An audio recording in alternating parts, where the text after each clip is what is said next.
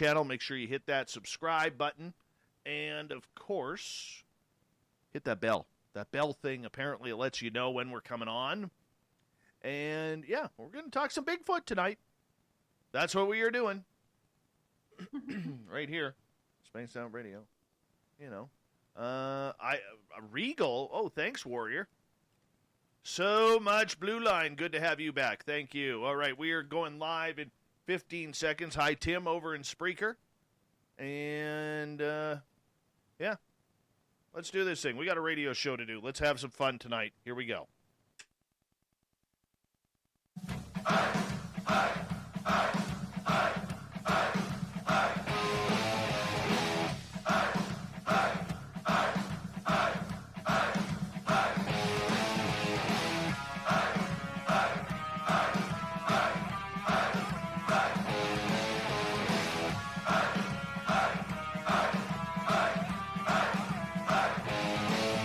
From the mountains of central British Columbia to you listening around the world, this, my friends, is Spaced Out Radio. My name is Dave Scott. I'm sitting in the captain's chair of SOR headquarters. We welcome you to tonight's show and our terrestrial affiliates around North America and digitally on TalkStream Live and Revolution Radio. Don't forget, we're also on KPNL. If you want to take a listen to our archives, they are free for you at youtube.com/Spaced Out Radio. Do old Davey the favor, hit that subscribe button. Follow us on Twitter at Spaced Out Radio and on Instagram at Spaced Out Radio Show. Our website is spacedoutradio.com, where we have a plethora of features for you, including rocking out to Bumblefoot and reading up on Captain Shirk's SOR Newswire. Tonight's show is brought to you by Chive Charities. Help make the world 10% happier by visiting Chive Charities today. You can find them on our website. Every month we stick north of the border for Ghosts of the Great White North. Merle from Paranormal Road Trippers is here to hang out and discuss the topic du jour. Tonight, we go into the forests of British Columbia looking for Bigfoot. Bhima Ji and Kylie are here from Sasquatch Country Adventures. They're based out of Harrison Hot Springs, a well-known Bigfoot hotspot. Their tours take you into Sasquatch country that so few have ever experienced. I have, though, because I used to live down there. Anyways, looking for the places where Sasquatch is hiding out and the history of being seen before. Then at the bottom of hour number 3, I will bring you the SOR Newswire, brought to you by Paranoia Magazine. Merle, how you doing? Doing good, Dave. How are you doing? I'm doing good. I'm doing good. We're going to have a solid show tonight, Merle. Solid show.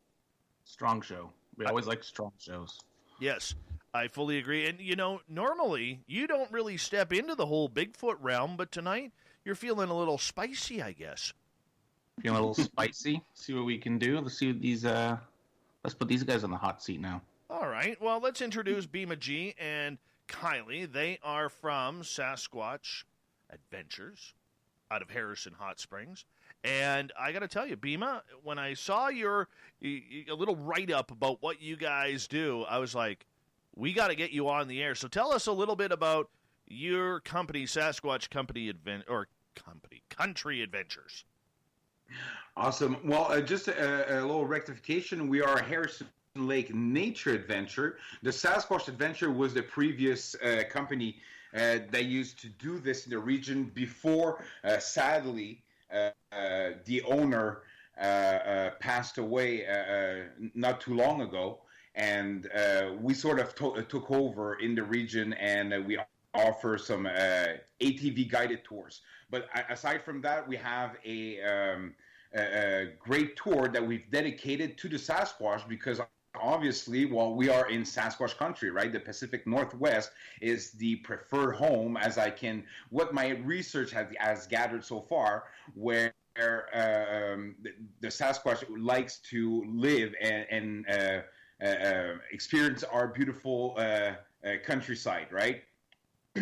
So we created a tour to bring a whole new perspective to the Sasquatch, right? Because if anyone doing research right now online will gather a lot of information about the anthropologic aspect of the mythical beast, but no one talks about our ancestor, what views they had on the Sasquatch. And if we see with the native, and we talk with them, and we ask them what is their view on the Sasquatch. Well, they bring a perception of a deity, not this ape sort of missing link in evolution, but this deity that can cross from one dimension to the next one, and that really caught my attention. And this is why we created the Sasquatch Thrill Adventure, to go out and explore this avenue of the Sasquatch. Well, thank you for pointing out my screw up there. I apologize about the name thing. You know, I was looking it up online because I remember it was long, and yeah. Okay, well, we got it now. It's HarrisonLakeNatureAdventures.com is the website, so I apologize to you about that. But Kylie, I want to ask you, because you are one of the tour guides here. So, what did you believe in Sasquatch before you joined this company? Okay, well, again, I grew up in Quesnel, so that's the Caribou, Central Interior, and as you said just as well, being in 100 Mile House, it's Sasquatch country up there, so I never had any of my own experiences with the mythical beast. However, I do have friends who've had run-ins, like where boulders have been thrown into lakes while they're camping and all this crazy stuff. So I kind of came into the idea of it from a neutral state of being, and I mean, living in Harrison Hot Springs too, you drive through the village and it's filled with Sasquatch. You have Sasquatch chainsaw carvings and Sasquatch days, festivals, all of this. So it was really cool to explore further into it, aside from the commercialism, and then to also connect with the indigenous people of the area, and to really, as Bhima said too, kind of grasp more of a spiritual connection to it, and to kind of bring in that tangibility. So it's been really fun. It's been awesome learning more about the sightings and about locals as well. And it's pretty incredible too. I didn't think that there would be so much of an interest in Sasquatch. So it's really cool to see like how much has really been manifesting itself for us. Well, I got to ask you, Kylie, as one of the tour guides for this adventure, what did you?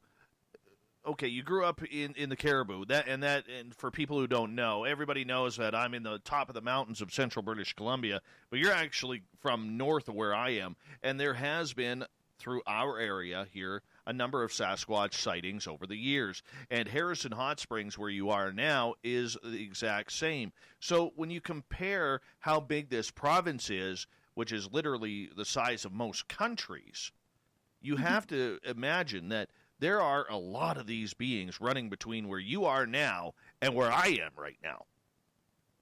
Oh, absolutely. Absolutely. Yeah, and I think as well, in these like high vibrational places is where you'll also find these creatures. I mean, you look at the Pacific Northwest in general, like it's like the heart chakra of the country, really. You look at it, it's a rainforest. It's so green and filled with life, and the trees in the forest are so dense, and I think that it carries with it a higher vibration. And I think that, the Sasquatch, I think it kind of goes hand in hand. If you want to tap into like some woo-woo aspects of it, you can get into like the interdimensionality potential of Sasquatch, or you can get, right? Yeah, so there's this whole kind of frequency that I think that it's attracted to. Oh yeah, we love the woo around here. You can never get enough woo. We have woo. That's awesome. We actually have woo T-shirts. We call it the woo train. The woo train. Okay, cool. I'll have to get my hands on one. Sure, for real. I gotta get. Oh yeah. Get a look. Just hop on the woo train. We got them shirts for you. We do. Absolutely. All right. You know, I got to tell you though, and let's just go right into it. Usually I like to warm up and get to know the guests and everything, but, you know, damn it, this is so close to home because I know your area, and I've been out there, and I've ridden the trails, and it's fantastic. It's gorgeous. I know exactly where you guys are going. And I got to tell you, you know, Harrison Hot Springs has had a lot of very close interaction with these beings. I remember hearing stories in the 80s where a construction crew was stopped because on one of their rock piles there was a Sasquatch walking on top, and they all got freaked out. I remember stories like that, and being in the forest and over by the hot springs, everything. But a big factor in this entire story is the connection to the Chehalis Indian Band, which is very much a believer in this creature. And for about 100 years, they have told their young ladies, do not go outside after dusk alone because there is the potential that you could be kidnapped by Sasquatch. This is very real and taken very seriously in that area, is it not? Absolutely, yeah. Even speaking with Rocky LaRock, chief of the Chehalis band, he discusses how Sasquatch is his deity. Like, he refers to him as this like enlightened being, or this again interdimensional being. But I understand as well that they do food offerings every so often for the Sasquatch. And even just going through talking to a lot of the locals, you can see how relevant it really is in Chehalis specifically. And of course that carries over to Harrison. Like, as you mentioned, like, there's been so many sightings. I mean, there's a provincial park here named after Sasquatch. So it's that for a reason. Oh, absolutely, absolutely, and you know, that band. I don't know if I don't know if you use this story or not, but that band, I believe it was in the 1930s, where a young lady was actually kidnapped by a Sasquatch, and the band's warriors, they went up into the mountains and found her like 4 months later in a cave, and she had forgotten her native language. Wow. But she recognized them, and they brought her down the mountain, and as they were bringing her down, they were actually chased down the mountain by a Sasquatch. And they hopped in the canoe, went along the Chehalis River, and, you know, into where the reserve is, and immediately they locked up all the doors and closed all the windows, because this Sasquatch for the next 2 weeks terrorized the community for stealing their wife back, or his wife back. Wow. That's crazy, right? Yeah. I actually met and talked with her cousin, and she confirmed the story for me. Yeah. Wow. I've also heard too, and I can't remember specifically. See, I used to work at a metaphysical shop in the village. Yes. So like I'd meet lots of like interesting people coming through, like from all walks of life, like UFO enthusiasts, people just coming in for crystals, you know, your new ageists, but also people who are really interested in Sasquatch. And I remember hearing from Steve Turnbull, he used to work at the Happy Prospector in Harrison. Yes. He had told me that there was a woman who, again, was kidnapped and then came back pregnant and then gave birth to this like half Sasquatch, half man. But yeah, I haven't heard like, and I guess that same, yeah, I don't know. So anyway, so yes, that is definitely a relevant phenomena in the area. No, exactly. I mean, it is phenomenal. And, you know, the Chehalis Indian Band also, we should say, that's where the name Sasquatch actually comes from. Yes, exactly. Yeah, and I think it's pronounced Sasquatch, right? Sasquatch, yes. Yeah, Sasquatch is more of a white man representation of yes. not learning their... Yeah, I think J.W. Burns' article like coined the term Sasquatch, and it just kind of stuck after that point, because that was published in 1920. Up here, the Canham Lake Indian Band calls them the Squitch. Squitch. Oh. Yeah. And it's just another variation of the name, but it's also in your area. That's kind of where the whole idea of whether or not this creature is interdimensional or supernatural in some sort of ways. I know the band really believes that, and many members of the band who believe that as well. Absolutely.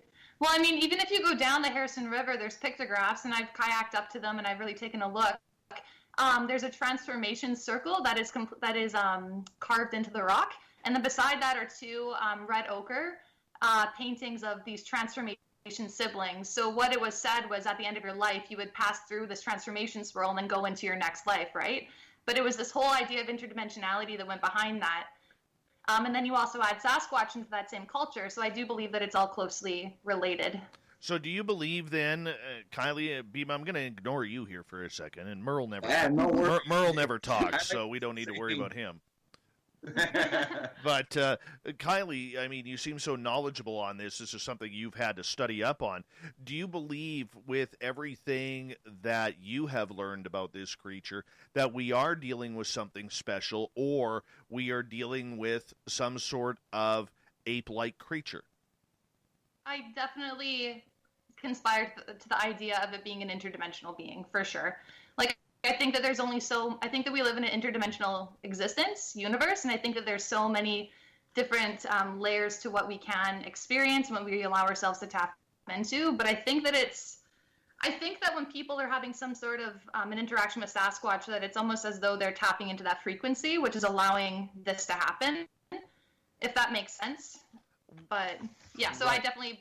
I take the woo approach on that one for sure. I'll join you. I will join you. I got to ask you, Bhima, in regards to this tour, what was the reaction from the First Nations in the area about you guys setting up a Sasquatch tour? I mean, I know many of them feel that the white man exploits this creature to its own benefit, but I'm curious, did you have to deal with any of those political ramifications? No, at the present time, we didn't encounter any resistance from anyone. But my approach is not the commercial approach in itself. And anybody that knows me for more than 5 minutes will understand that money in itself holds no bearing in my life. And I really like the adventure and the what I can get and experience from it, right? And in our approach, one thing that I do think that we're missing right now in society is we're missing this connection with nature. We're missing this connection with our spirituality, if you want, right? Mother Nature, to go out and experience this sort of connection. And in our tour, we're mainly bringing as we can call it, some edutainment, right? Where at the same time as we're talking about the stories and the recollection that happened locally, we also bring in the awareness and the importance of respecting the forest, Mother Nature, and whatnot.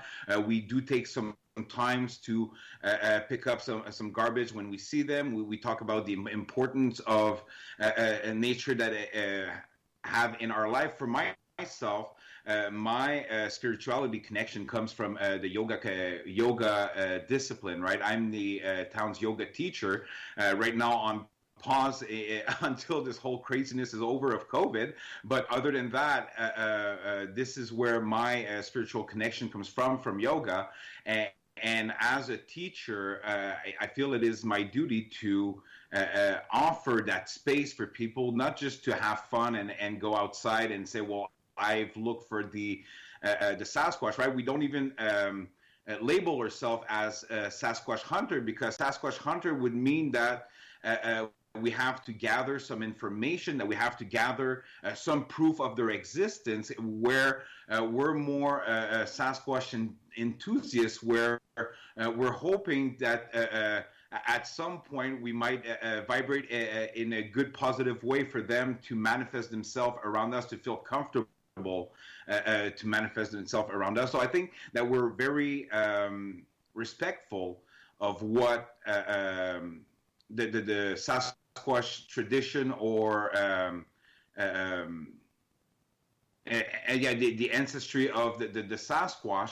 And I believe by doing so, at least for right now, we don't have any issue with the local tribes and whatnot. Yeah. No, but it's one of those things, though, that you have to be sensitive of, right, Kelly? Or Kylie, pardon me? Yeah, absolutely. I have touched base with Rocky LaRock. I used to work for the Happy Prospector in Agassiz and Harrison. And Rocky, he's a mask carver. So I remember there was this really beautiful mask that he had done of Sasquatch. It had the dualistic nature. So there was both the divine masculine and divine feminine that was created in like what he had done there. So I remember he really stuck out to me, and I've talked to him a few times at Sasquatch Days, and then as well as that, have talked to him via email, again, as Bhima mentioned with COVID, but he was really excitable and was just happy to share again, like, about his passion with mask creating and about how, again, Sasquatch is his deity. He referred to Sasquatch as his god, and he was excited to get out when it's possible out on the trails. So, I mean, we have had positive interactions with, and there has been communication in that regard, too. But I've been in charge of that communication, like the email exchanges there. So, yeah. Merle, would you like to talk? Yeah, hey, I've tried a few times, but the conversation's good, so I didn't want to interrupt. About Chehalis, I've gone Bigfoot, Sasquatch hunting up there a handful of times over the years. Um, Chehalis Lake is my go-to place for camping every year for the past decade. North End and South End. I've been holding on to this Sasquatch story to tell on a Sasquatch show with Dave, which we have tonight. Dave doesn't even know this story. Comes from one of my best friends. So Chehalis Lake is, just picture a beautiful lake in the mountains to our listeners. And her and her boyfriend were going camping to the south end of Chehalis Lake. It's the more populated side where people can go if they just have a regular truck, because a lot of the logging roads and roads are pretty rugged. And that's a known Sasquatch area, and those two are Sasquatch enthusiasts as well, so they like to keep an eye out for Sasquatch. And they'd taken note that the area that they set camp up in, they couldn't hear any birds, there was no wind, there was no sounds of like squirrels, chipmunks, anything, like dead. And it was eerie, because that part of the lake is windy quite often. And so they set up, they do their thing, and then night falls. All of a sudden they hear knocking on trees, all like surround sound around them. And they hear grunts. And then they hear rocks probably the size of acorns trickling towards their tent and hitting their tent. There's nobody up there around this time because they were in the off. I think they were up there around May, June, before people actually go camping up there. And they heard something bigger walking through their campsite area. And then it just left all of a sudden. And then obviously they couldn't sleep that night, so I think they slept in their vehicle for the remainder of the night. Oh, yeah. Yeah. And then they stayed another night, but then the next day was birds chirping, wind was normal, nice waves on the water. And my friend said that was one of the most scariest things that's ever happened. Wow. So after that, they come back, they tell me the story, and I'm all like, well, let's go. And then 2 weeks later, it was just the three of us. It was me and my two friends. And I set up a bunch of my gear, some audio recorders, a couple trap cams, night vision cameras. I'm like, we're going to hear this. We're going to get this. Nothing but a tipped over trap cam. Merle. Wow. Yeah, good story. Seriously, good Merle there. Good Merle. But, Chehalis Lake, though, I mean, back in, when was it? In the mid-90s, early 90s, there was actually a tidal wave of about 110 feet there when the mountain came crashing down into the lake. I remember hearing about this. Yeah, it was crazy. I actually, one of the first times I ever went ATVing, it was up to Chehalis Lake, and we went to that campground, and literally, you could see on the other side of the lake the trees that were wiped out from this tidal wave when literally a quarter side of this mountain, much like for our American listeners, much like with the way Mount St. Helens came down, that's what happened with this mountainside and caused this tidal wave going right through. Now, thankfully, it happened in the winter when there was nobody around. Yeah, no kidding. Yeah, but also, I believe right before Chehalis Lake is Elbow Lake, and earlier this year there was a big Sasquatch sighting there too. I'm not sure if you're familiar with that one. No, I haven't heard about that one. Oh, it happened. It happened, but you know what? We're going to talk Sasquatch all night long here because we got Merle from Paranormal Road Trippers, and we're here with Ghosts of the Great White North from Harrison Lake Nature Adventures. We have Bhima Ji and Kylie, their website, harrisonlakenatureadventures.com. More Sasquatch talk with the trio here on Ghosts of the Great White North. Coming up next on Spaced Out Radio.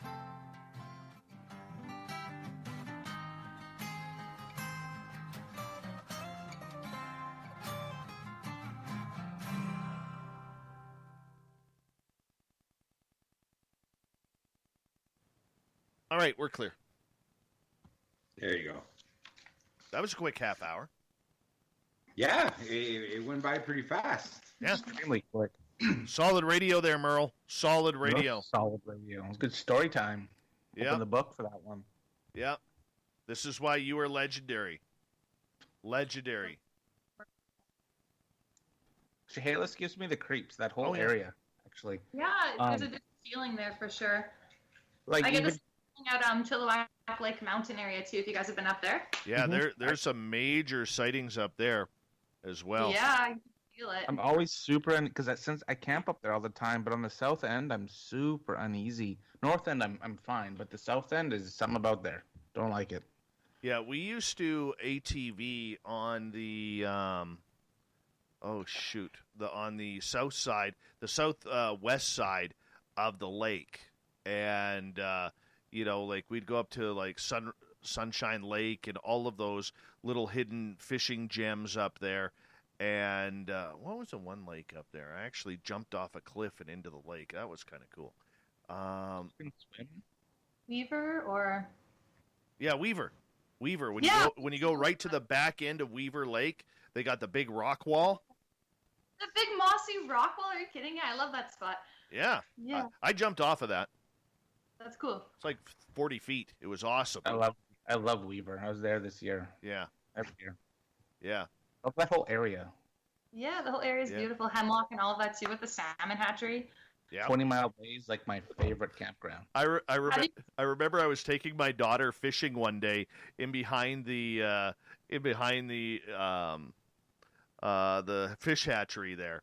And as we're walking along the fence, this guy in the fish hatchery goes, "Yeah, I don't think you should go fishing today." I said, "Why?" He goes, "About 10 minutes ago, a mama bear and her cubs just walked through there." So I'm like, "Okay, I guess we're not going fishing there today, honey." Yeah, no kidding, eh? Yeah. Oh, yeah. In my younger days, I used to work in the Northwest Territory, and I did a face-to-face with some cubs and a mama bear. And I was doing some surveying for a oil company. And on the way back, when I came face-to-face, I stopped. Back then, I used to smoke a cigarette, so I stopped and smoked a cigarette, and I see those cubs coming right in front of me, in front of the bike, and I was quadding, and then after you see the big mama bear, and she shows up, and she stands up on her feet, roaring at me, right? I got so scared, I took off. About a quarter mile down the road, my partner was there putting some, whatever he was doing, and I just flew by. He called me up on the radio. He's like, "Where are you going?" I'm like, "Get out of there!" And I flew all the way into the oil patch, right? The plant. Anyways, just to say that it was pretty scary. Oh yeah. Yeah, running into bears all summer too. I've been doing lots of hiking out in Harrison. And have you ever been up to Slawacum Peak before on East Harrison? Honey, I'm fat. Do you really think I'm gonna go hiking up Squalicum? No, of course not. Shame on you. Okay, well, Shame on you. Well, if you ever want a guided tour up there next summer, we can do some hiking. But both times I went up there this summer, ran into bears. So there's lots of them out in this country. Yeah. Pretty big right here. I've done it. It's good for the heart. Oh yeah. No. My case, a heart attack. But, no, nonetheless. Anyways, but, yeah, I'm definitely going to bring my side-by-side down, and we're all going to go for a ride. That's for sure. Have you ever been out to Port Douglas before? I have. The furthest I've quadded up in that area is, you know where the campground is? It's on the far end of the lake, way back there. You have to get there from the west side. West side, okay. Is that like by where Slowcat Hot Springs are? Yeah. Oh, A little bit further is the Slocan, but apparently that road you can go straight to Pemberton on. You can, yeah. I used to work on another boat tour in Harrison, which is part of the reason too. Like when I started working there, like in the fall, they do their Eagle tours down the Harrison River. So I had the privilege of getting to research into the Chehalis and all of that. But anyway, but their connection with Port Douglas too is quite beautiful. But I've been fortunate enough to go to Port Douglas, I think 10 times, which you mostly can get to just Are people still living there? There are 10 people who live there, and there's one guy, we call him the mayor. He always comes through. What's his name? Andre. His name's Andre. MERLE. And he loves pineapples. MERLE, that would be one hell of an area for an investigation. Hold on, guys. 5 seconds. Thank you to Teresa and BBD Warrior. Here we go.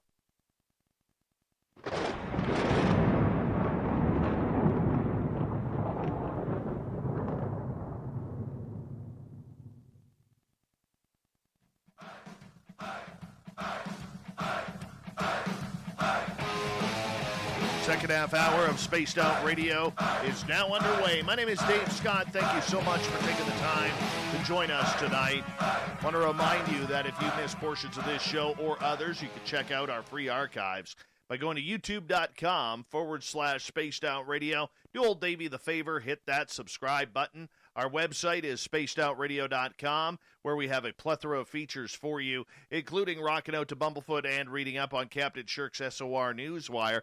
Follow us on Twitter at Spaced Out Radio and on Instagram at Spaced Out Radio Show. Tonight we are talking with MERLE from Ghost of the Great White North. I think he said about 6 words so far this entire show, but that's a record for him. We're happy about that. And our special guest tonight from Harrison Lake Nature Adventures is Bhima Ji and Kylie. They run a Sasquatch tour in Harrison Hot Springs, British Columbia.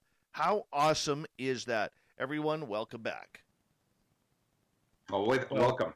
Thank 12 you. words, Dave. 12 words. 12 words. Okay. Thanks, MERLE. I appreciate that. All right, let's just kick it off. How often is Sasquatch being seen in the Harrison Lake area every year? Kylie. Every year. Well, I would say the past 5 years, I've read up on 10 different sightings, give or take. About 10. So, and different accounts as well. There's been people who have come across, and those are just the reported ones. I'm talking with Thomas Steenberg, mission Sasquatch enthusiast and researcher and author. But so there were 10 accounts that I heard from him, but there have been others as well, talking with the locals at the hot springs. I've heard of Sasquatch whistling at people, or as MERLE was mentioning too, throwing rocks. I've heard of people camping and then hearing trees bending and snapping over, things like this, which just there's really no rational explanation for these things happening. So I would say it's quite frequent, but it also depends on how many people are actually coming forward. When I have my own paranormal experiences, I'm not exactly going and reporting them all. I'm just kind of keeping them, to myself or to my close group of friends. I guess with Sasquatch, I'm a little bit more open with it now that we're doing the tours, but if you know what I'm saying. No, absolutely. And that's one of those things that you do have to keep track on. So, Bhima Ji, how do you keep track of all of this? Well, since we're fairly new in the region, right now we're more tracking everyone other than people tracking us. They can contact us by via our website. We've got a message portal that you can send a message at any time if you have any recollection or whatnot. But right now we're keeping ourselves pretty acute with anything in the region with our contacts that we have, and that we're gathering all the information. That's how we're staying up to date for so far. But we're always open, but haven't heard anyone come forward yet. Yeah, word of mouth. It's still a huge topic of discussion for that area because, like you said earlier on in the show, you the minute you go into Harrison Hot Springs, everything is about Sasquatch. Everything. Absolutely. What is the town's connection to this? Is it just for tourism, or is it for the fact that this is embracing part of the strange history and the strange energy that's around Harrison Hot Springs?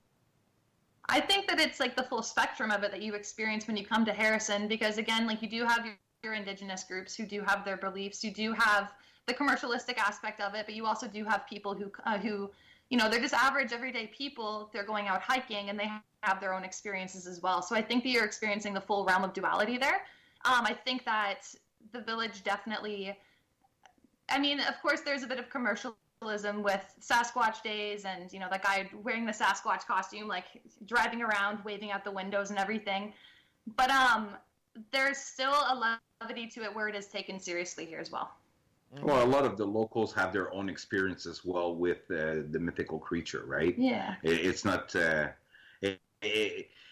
when your background or your back door is the Harrison Lake itself, you're bound to have yourself a few stories to that you've experienced. A lot of the locals come to Harrison because they like to spend some time on the lake. They like to go hiking and whatnot. And when you make yourself available and unthreatened, I think that they do like to in some way manifest themselves, right? It's so as I was saying, I think a lot of the locals have their own experience with the Sasquatch.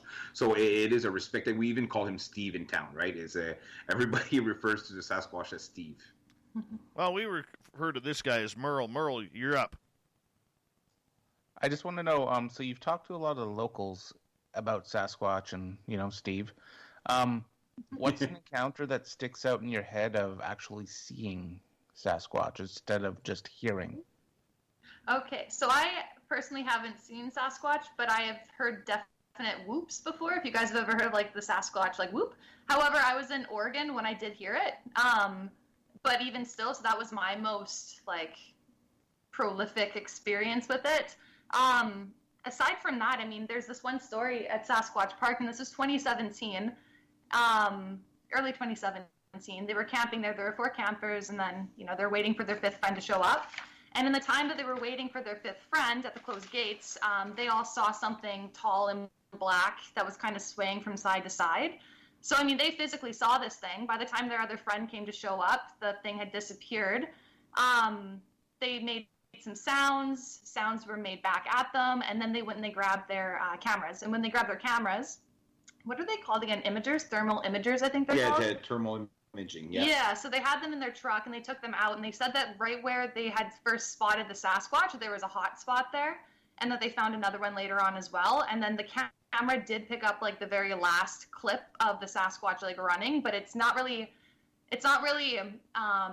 of course, like with all Sasquatch videos, it wasn't the greatest quality.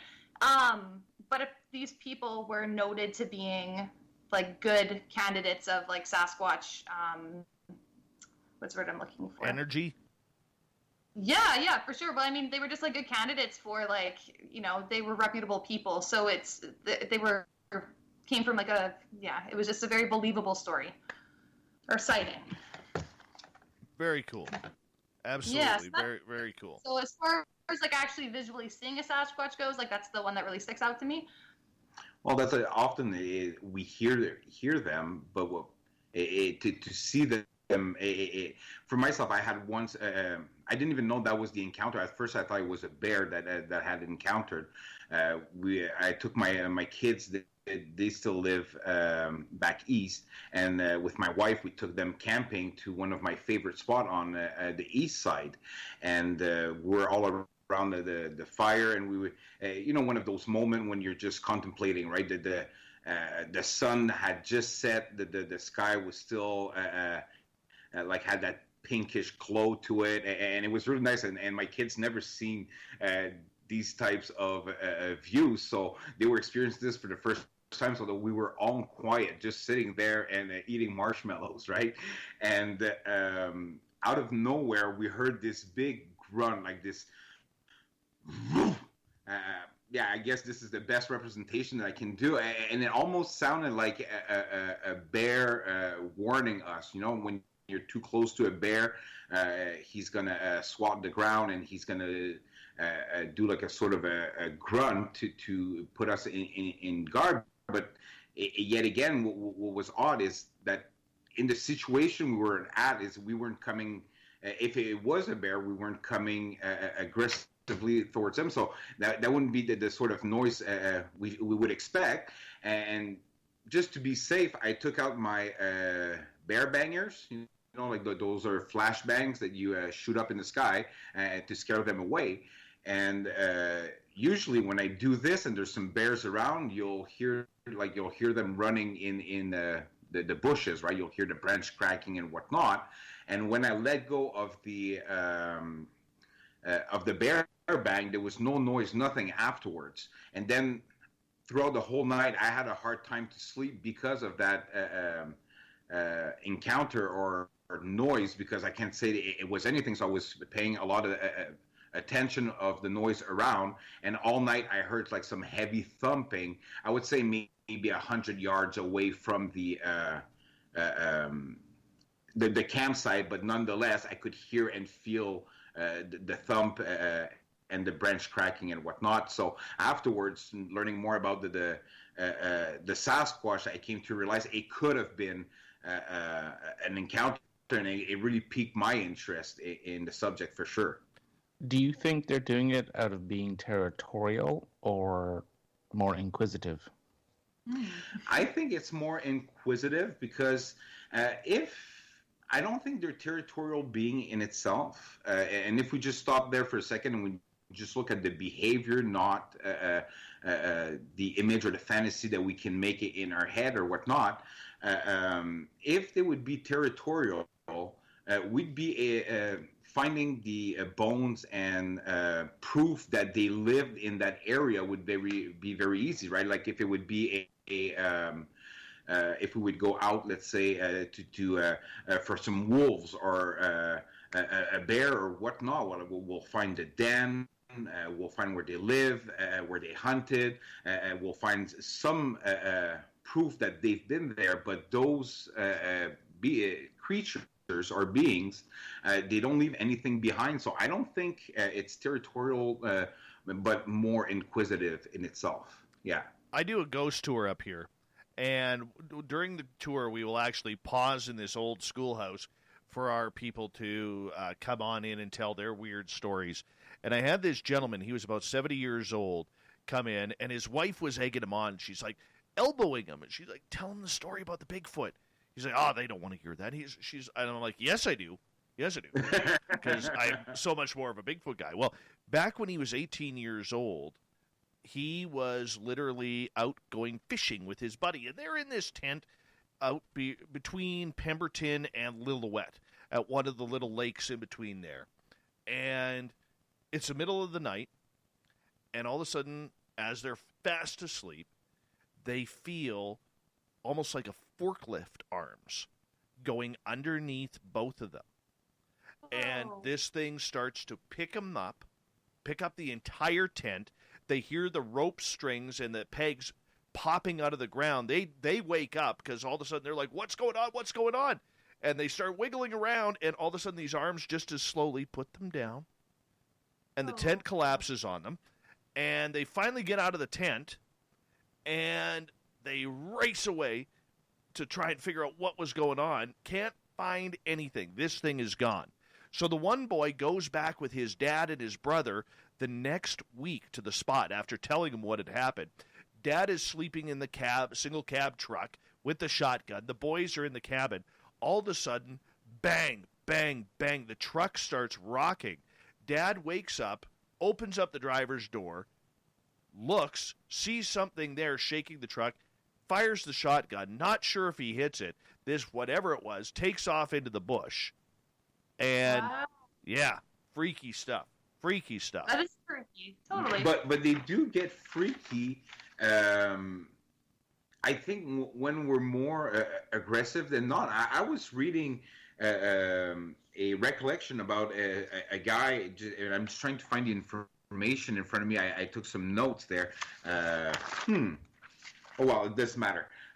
Anyways, this gentleman was working for a forestry company, and he was walking around and about in the woods, and he saw, again, as most recollections start, he saw what he believed to be a bear at first, and then after he saw this big man-shaped, hairy thing standing up, and he made some noise. It turned around at him, and he got scared. He took his rifle and he shot at it. And as I was reading, the Bigfoot got really pissed off, started chasing him. The guy ran into the forest, fell into a sort of like a hole, like a den or something, and then the Bigfoot grabbed some trees, through the trees, that like 5-6 trees, and that covered the hole where the guy was. And then after the guy was really injured, punctured lung, he was hospitalized for a few days and whatnot. When they found him, a broken rib, so on and so forth.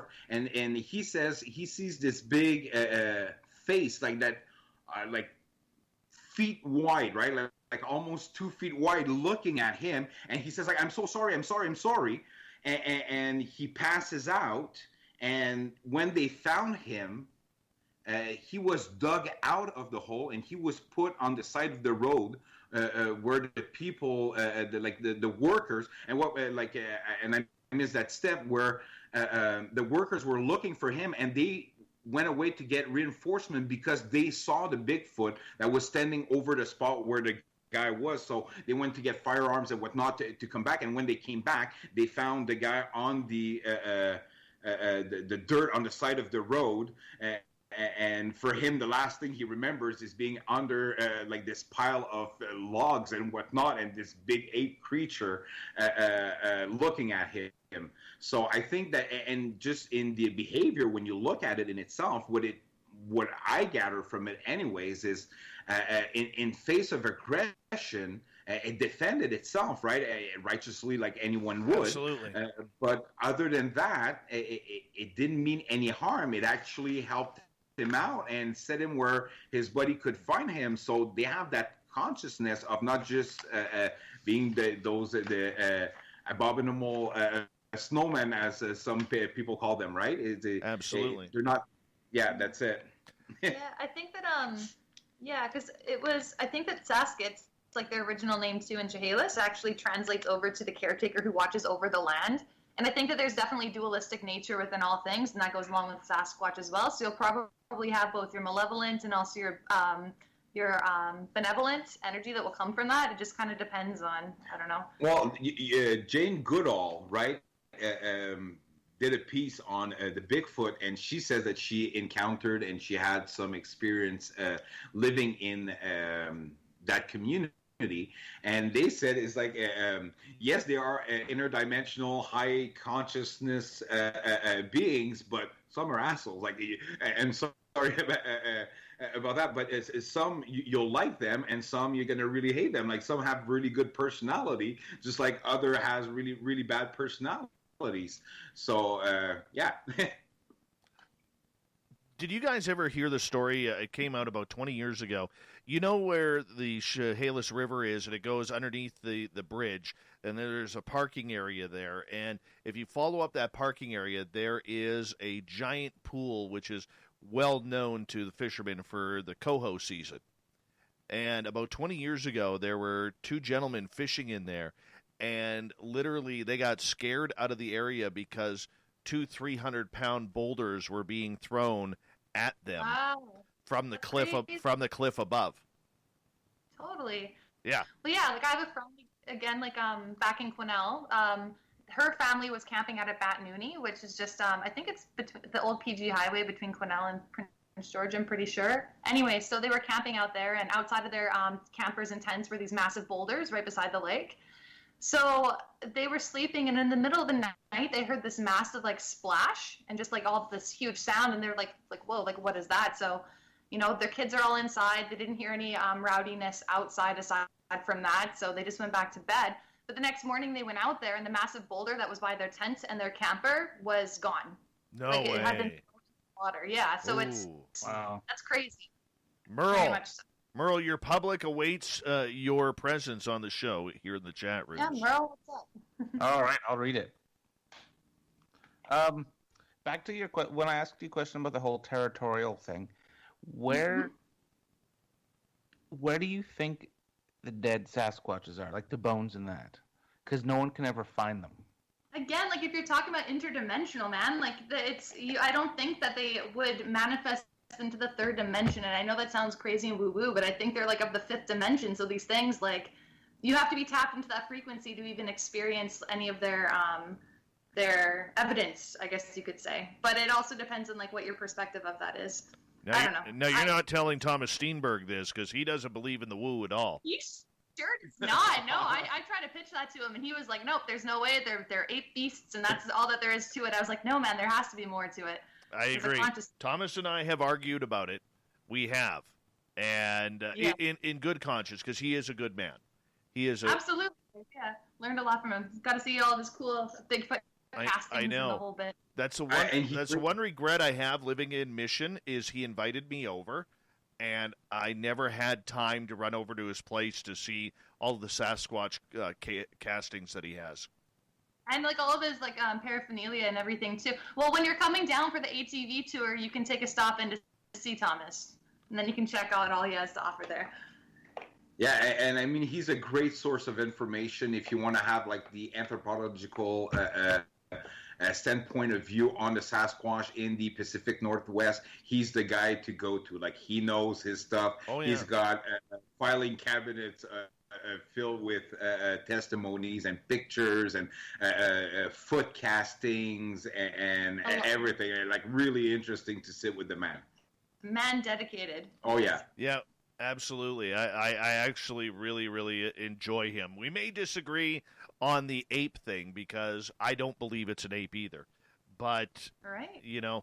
Well, there's too many recollections throughout history to even come close to stop at just the principle of the ape. But then again, like anything that we encounter in this world, the very reason if you want to be taken seriously, you need to take all of that as you say, woo-woo aspect and just show what you can tangibly explain for most people to make it real. So I think this is why he stuck with that approach. But nonetheless, I've stated, there's much more to the creature. Like if you go back to thousands of years ago in the Himalayas, right, where they referred to the Sasquatch as the Yeti.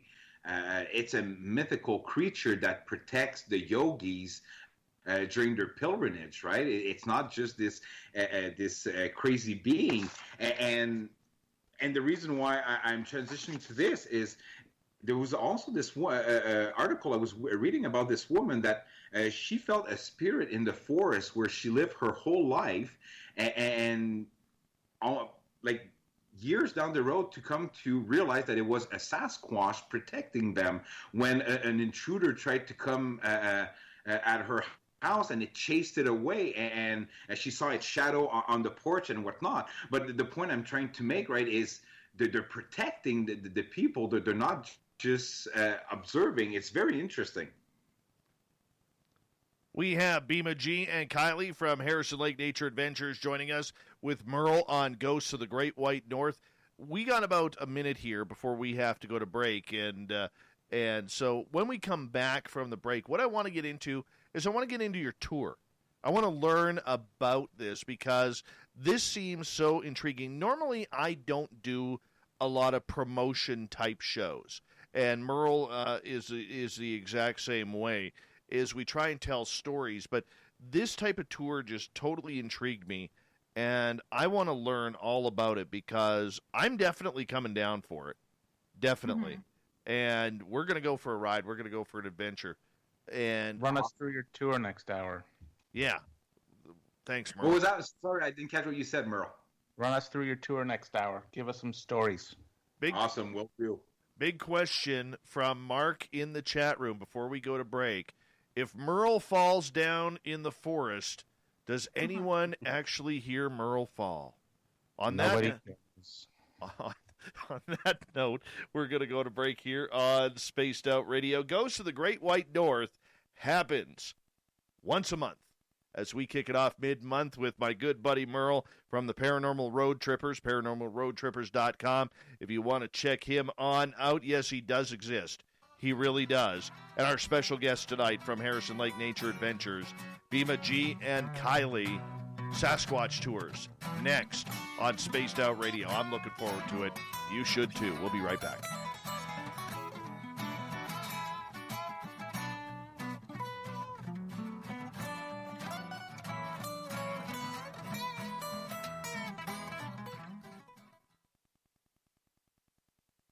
Merle, you're taking quite the ribbing in the chat room right now. That's okay. I'm just being careful with my word. I'm just smiling and nodding. Oh, we love you, Merle. We love you. All right, guys. I will address the nation later, FAP. Don't worry about it. We got this. You guys chat away. I just going to run my dogs outside. Oh, you were cutting out again. I know, because I'm really close to my microphone, seeing what I'm doing right now. Anyways, I'm going to quickly run my dogs outside. Still can't hear you. You just come back. Okay, there you go. Now I can. I don't know sign language. I am going to run my dogs outside. I'll be right back. Cool. You guys can hang out and talk with Merle and the YouTube crowd. By the way, Merle, it's a sick T-shirt. UFO T-shirt. Thank you. Of course.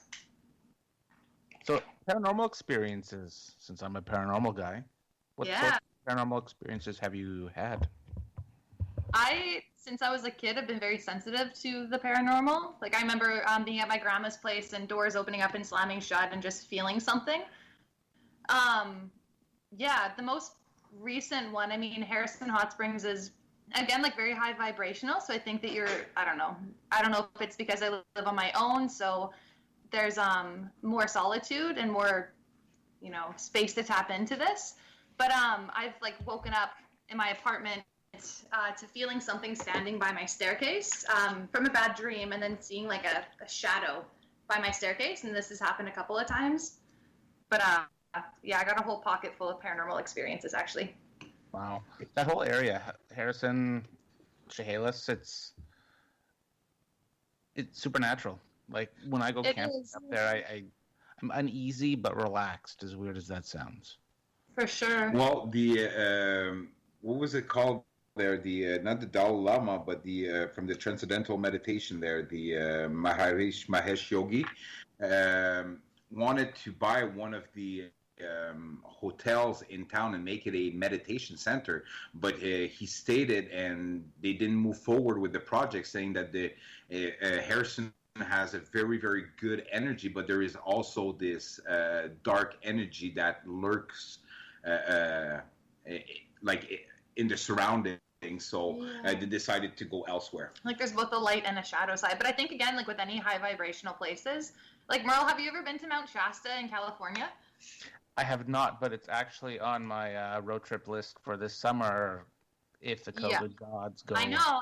I was supposed to go back this summer too, but again with COVID, I was there back in January and February. I went to the Tucson Rock and Gem Show, but we stopped in at Mount Shasta, and the energy there, like the vibration is just so high. Immediately my ears went like hot and red, and my ears were ringing, and I felt like I was speaking 1,000 words per minute. But it's the same thing. Like, there's a resonance there with the vibration of Harrison and also Mount Shasta, where there is the potential to tap into the light aspect of it, but there's also, as Bhima was mentioning, like the shadowlistic aspect. But I think that's just like contrasting dualities. But no, and especially like in the Harrison area specifically, like the last 150 years, or 150 years ago, that's when the Caribou Gold Rush was making its way through as well. So I think that there's lots of residual energy lingering from that.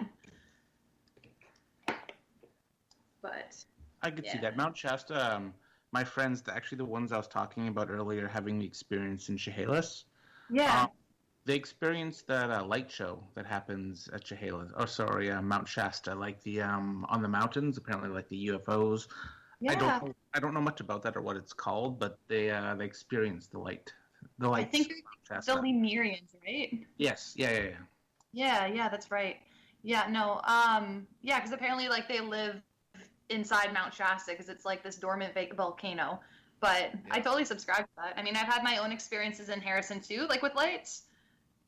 So that I still, like, to this day don't know what it was, and it's just like I have an intuition. Definitely a UFO by like the standard definition of like unidentified flying object, but I still like there's still like no rational explanation as to what that was.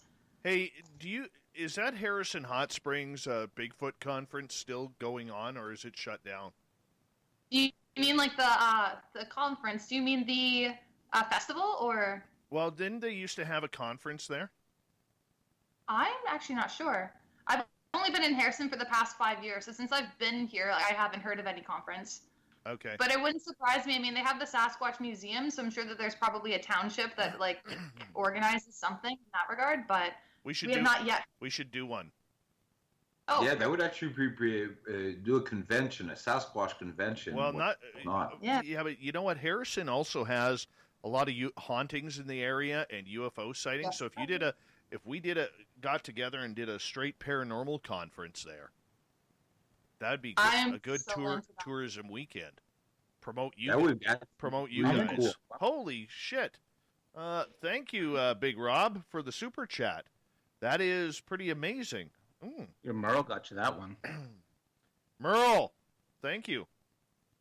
Wow. $50 super chat. Holy cow. Now imagine how much you'd get if I talked for at least 25% of the show.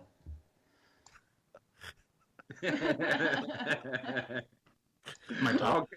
The message. We'll stop talking. Yeah. Quick question here. Actually, we'll ask you next half hour because our audience always likes to know from our guests a couple of questions. We'll get into that here after we come back from the break at the bottom of the hour. And, God, I'm having a lot of fun with you guys tonight. I know Merle is too. Thank you for doing this. Oh, same here. Thank you for having us. That's really great. Yeah, thank you. Yeah. And Mel, we have to talk. I've got some pretty. Hold on, ghost guys. Here we stories. go.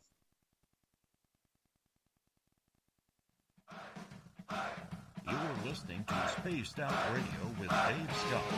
Follow Dave on Twitter at Spaced Out Radio and on Facebook, Spaced Out Radio Show. Here we go with hour number 2 of Spaced Out Radio tonight. Thank you so much for joining us. My name is Dave Scott, and I really appreciate you tuning us in. We welcome back everyone listening in on our terrestrial affiliates around North America and digitally on TalkStream Live, Revolution Radio, and KPNL. Remember, you can check out all of our archives for free by going to youtube.com/Spaced Out Radio. Do me the favor, hit that subscribe button. The Desert Clam has set the password for tonight in the SOR Space Travelers Club. What do we got tonight here, Clam? Let me find you here. We got Defervescence. Defervescence is your password. Use it wisely, space travelers, as the Clam sets the password each and every night right here on Spaced Out Radio. Our website is spacedoutradio.com, where we have a plethora of features for you, including rocking out to Bumblefoot and reading up on Captain Shirk's SOR Newswire. Follow us on Twitter at Spaced Out Radio and on Instagram at Spaced Out Radio Show.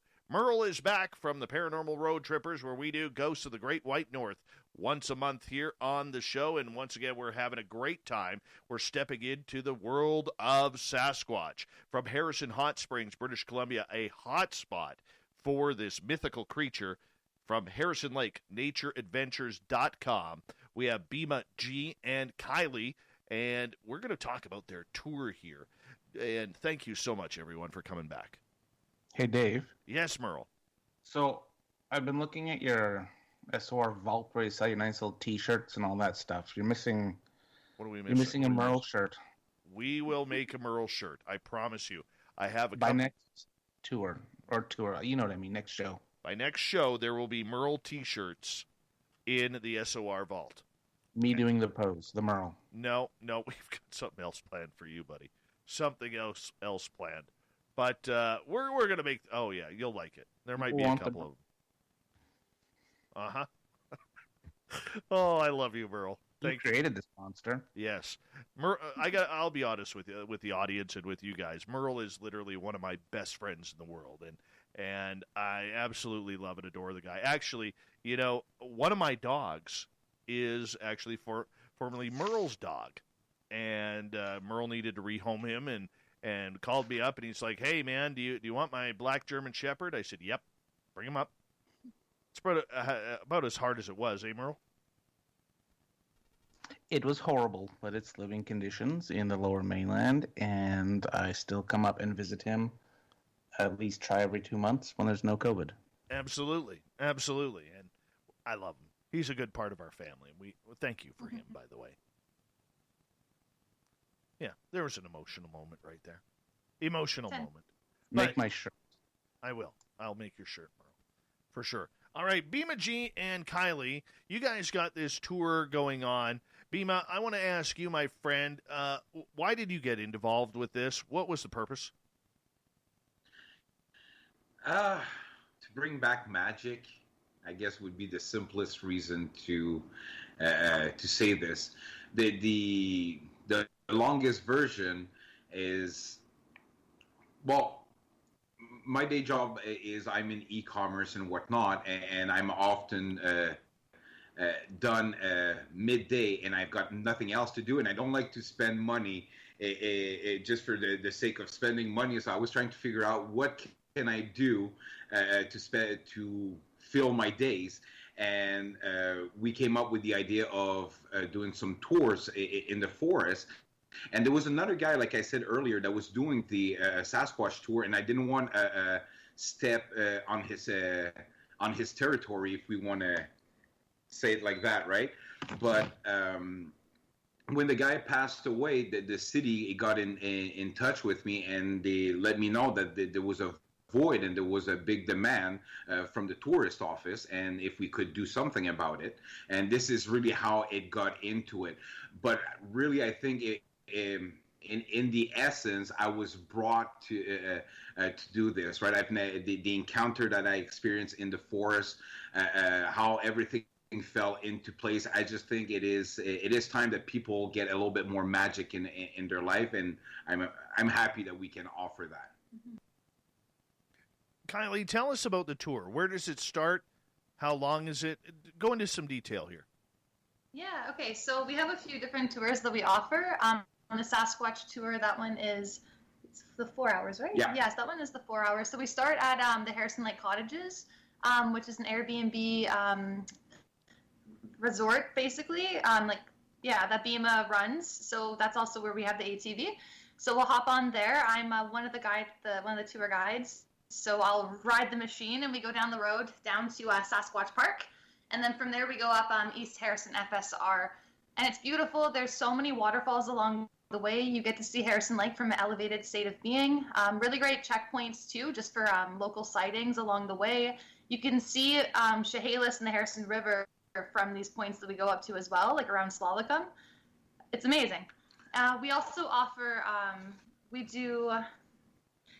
also do hot springs as well. So we can take people up to the Clear Creek Hot Springs, and just to really enjoy and appreciate our environment in Harrison Hot Springs. So in itself, when we go on the tour, it's not just like a half an hour thing or 1 hour, right? It's from 4 hours to 6 hours, and we can include going to the hot springs. But in itself, the stories that we talk about, right? As we've talked earlier about Thomas Steenberg and the Swahilis, we've gathered all of the stories, and I'll let Kylie talk about those, because she's a lot better than I am telling the stories. But they start, like, our tour really starts at the center of town, where we talk about some sighting that happened in Bridal Falls. I'm not sure if you've ever been there. It's not too far from us, from the Harrison Hot Spring. It's a little national park, and there's a lot of sighting that happened there. And then after we take off and we go into the national park, the Sasquatch National Park, and from there we talk about the story we talked a bit earlier, right, where the four individual were waiting for a friend. And from there we transition, and this is, as I mentioned, right, I'm a yoga teacher, and I take my student to one of my favorite spots where it's a lookup on the Hick Lake. Yeah, and from there we have a sighting there.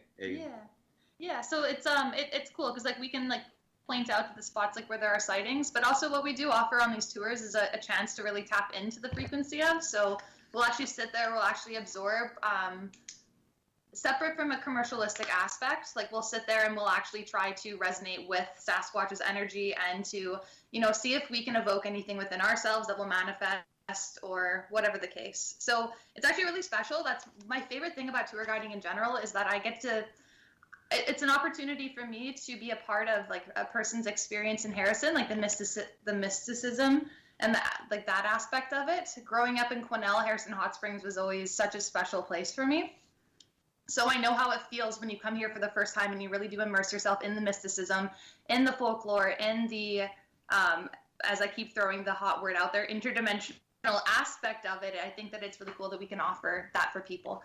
But I mean, we also do offer too, like if people want to talk about the ape aspect of it, I mean, we will definitely,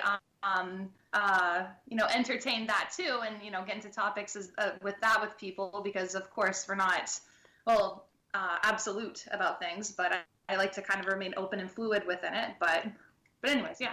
So now that we've placed the tour company and whatnot, we'll talk a little bit about the stories itself, right? What some of the locals, and as one of our big sources was Thomas Steenberg has gathered. So this is what we talk about, right? So some of the and I'm just pulling up the stories to go on about it.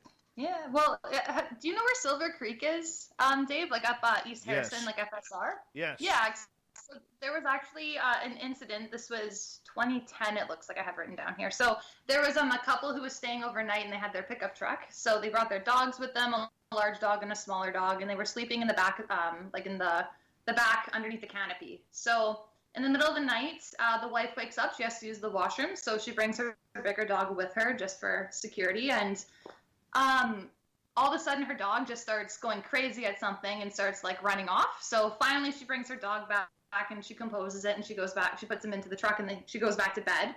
Of course, she's a little bit on edge with that, but her and her husband fall asleep. And then he asks, "Did you hear that?" So she wakes up, and they're both alert. And something that was taller than that of the pickup truck, which he says an estimate, the one witness must have been about 7 feet tall. They see walk past the side of the truck and then over to the fire that was burning, so the embers, and it was just standing over that for a little bit. They said that, again, estimate of about 10 minutes that the thing had stood there before it took off, at which point he made a whipping sound, and it was received and sent back, and that was kind of the end of that. But so it's cool that we actually get to take people to these specific spots, but again, these specific spots are not exclusive to the phenomena. But yeah, so it's cool. Have you guys ever tried in these areas putting gifting sites out? Not yet, actually. That's something that maybe upon like further discussion with Rocky, we would feel more comfortable with, but that would be cool. You mean like food offerings, right? No, for instance, I have 2 gifting sites up here. Oh, okay. And I don't use food because of the wild animals, but I do use toys. Cool. Yeah. Interesting. And we've had some interesting happenings around that, and in an area where Merle, myself, and our good friend Little Marky Spender got chased out of a couple of years ago by what we believe to be a couple of Sasquatch. Oh, no way. Yeah, at Flight 21 crash site. Okay, cool. Yes. And so we've had that happen, and we've got a gifting site up there in another place where 4 years ago we found a couple of different size prints, but that one has kind of got a little... I think they moved out of that area ever since the forest fires. So that has been kind of one. But I would suggest trying it in certain areas, like not everywhere, because you don't want to put them along the road where, campers or hikers or for sure, or anybody's going to find them. But in areas where there have been recorded sightings, I would seriously look at trying this out for if you're already doing the meditation in trying to make communication with the creature, which I do believe works, by the way. I would look at the gifting site as well for that area. That's an interesting idea. I've never thought about it. Have you did they interact with your gift in any sort of ways? We're investigating one now, except with the snow that's fallen, I don't know if we could get back in there, but we have a strange case of a nickel. A nickel. And my good friend Mark, and Mike's Merle's good friend Mark, he's in the chat room tonight under Timber Hunter.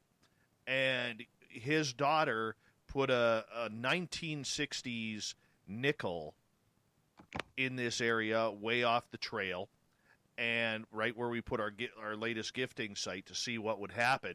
The next week we went out there, the nickel was gone. Now, granted, could be a squirrel, could be a chipmunk, could be a raven or a crow. But the interesting part was, 2 weeks after that, on this little plastic orb that we have, it looks like a giant plastic sucker. A big purple orb about the size, just smaller than a tennis ball. And I have that sticking out of the tree. And my son, when we went there, said, "Dad, what's this coin balancing on there?" No way. And it wasn't the original nickel. It was a 2019 nickel sitting on top of that.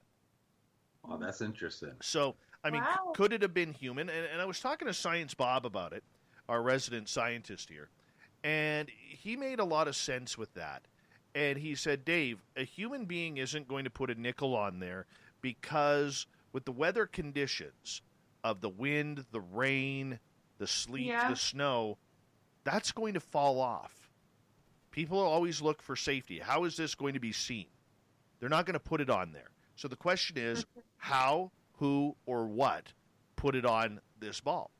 And then, well, it's definitely synchronicity. yeah, and then we have you go to the dollar store, you buy those hand-size rubber balls. I got a basketball, and I put it out there, and I may have got fingerprints. Oh. Yeah.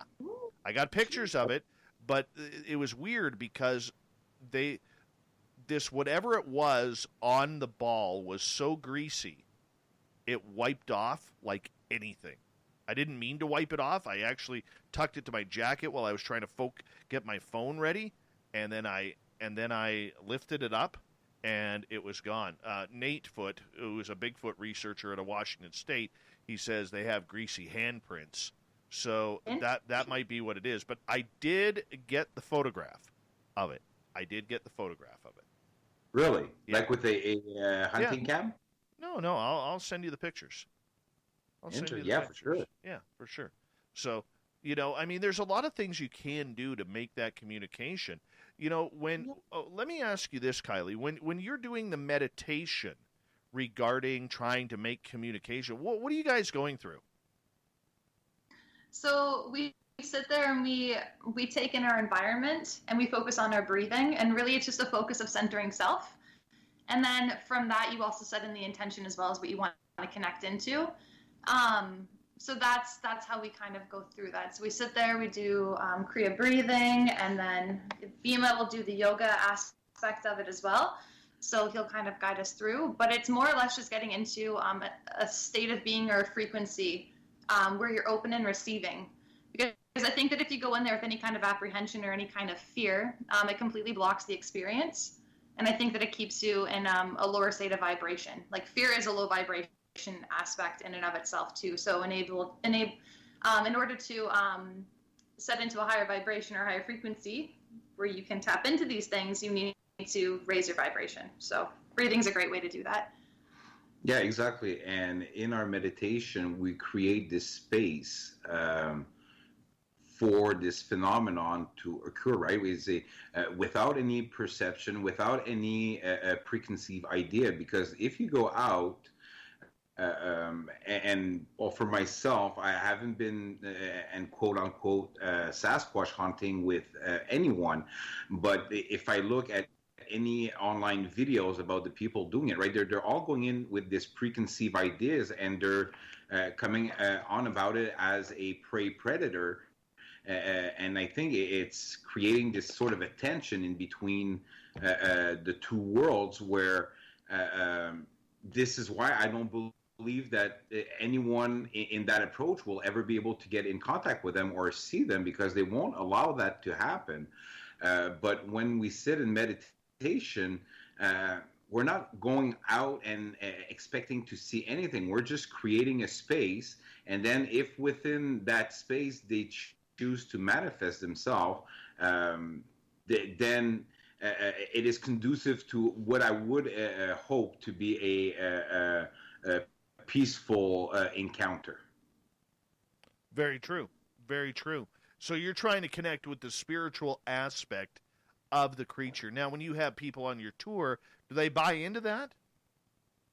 Almost like anything, right? Some people will enjoy and will dive into this universe, and some other will just shut it out completely, right? They'll put their barriers up, and they'll even like mock even the idea of entertaining, that they could be anything else, even like just to accept that they exist. It's becoming now more and more popular because of the mainstream and the internet and all the reports coming out, but it is still very hard for some people to accept, and now to indulge into the idea that it could be either interdimensional.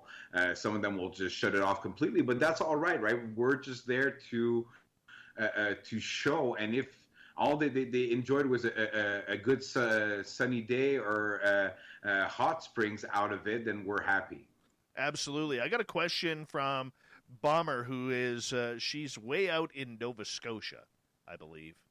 Oh, a friend from back east. Yes, and we got about 3 minutes here. She is asking, have any of you tried playing musical instruments in the woods, like a flute, whistle, harmonica, or a drum? If not, would that be something that you would consider doing? Yeah, so Steve Turnbull from the Happy Prospector, he actually told me that he would go up into Chehalis with his singing bowl, his Tibetan singing bowl, and he would play it up there. And he said that he would tap into, he said that he would feel like an energy shift that would take place. And they would hear, like, I mean, there was one instance, too, where him and his friend, they were sleeping over in a tent, and they heard, like, again, trees crashing down. So that's as far as we know with that. But definitely, I think that it would be interesting to bring up singing bowls and chains with us up into the mountains. I would love to do that. Yeah, because like I said, we're mainly focused on the experience, and this is something that we've contemplated during, like, for myself, before COVID, I used to have every week I would hold a group meditation, and with in yoga philosophy we have what is called satsang, right, where we repeat mantras, and we entertain the idea of bringing this into the tour. But then again, it really depends who exactly. The group we're with, right? Because now we're really diving into not only the idea of, but now we're really like indulging into the realm. The realm of that fifth dimension, and I'm not sure how well it would be received from anyone, but it's a very good idea from your listener right there. I do got to say, though, that we have been pretty lucky in that a lot of like awakened people have been coming on our tours, so it's been pretty like. Yeah, actually, it's been nice being able to converse with everybody. Yeah, that's it. We get a lot of good people, some with an interesting idea from all over the world. It's really interesting. Obviously, now they're all Canadian bound because of COVID, but they're all from all over the province, and some were from France and whatnot, and very enlightened, very open-minded. Like, we didn't get a lot of closed-minded people, just a few of them, but even there, we've been they've been really nice with us. Yeah, we're just there to plant seeds and have fun with everybody. Yeah, that's it. Anyways, though, yes, love the music idea for sure. Yeah, I would definitely try it. And if you could get a spiritual blessed drum from the Chehalis band, that works too. My daughter actually made me one for Christmas last year, and she was told that as long as it's blessed, they may come. They may come. Wow. Oh, nice. Yes. Wow. So that's kind of cool. That might be something you want to try out. Well, next summer, how about we do a satsang ceremony on a mountaintop? I'm there. Right? I am so there. So there. Everyone, hold on. We're going to go to break here at the bottom of the hour. We have Ghosts of the Great White North with our main man, Merle, from the Paranormal Road Trippers, hanging on out with us. He's a man of many words. He may talk the next half hour if he wants to. And we have Bhima Ji and Kylie.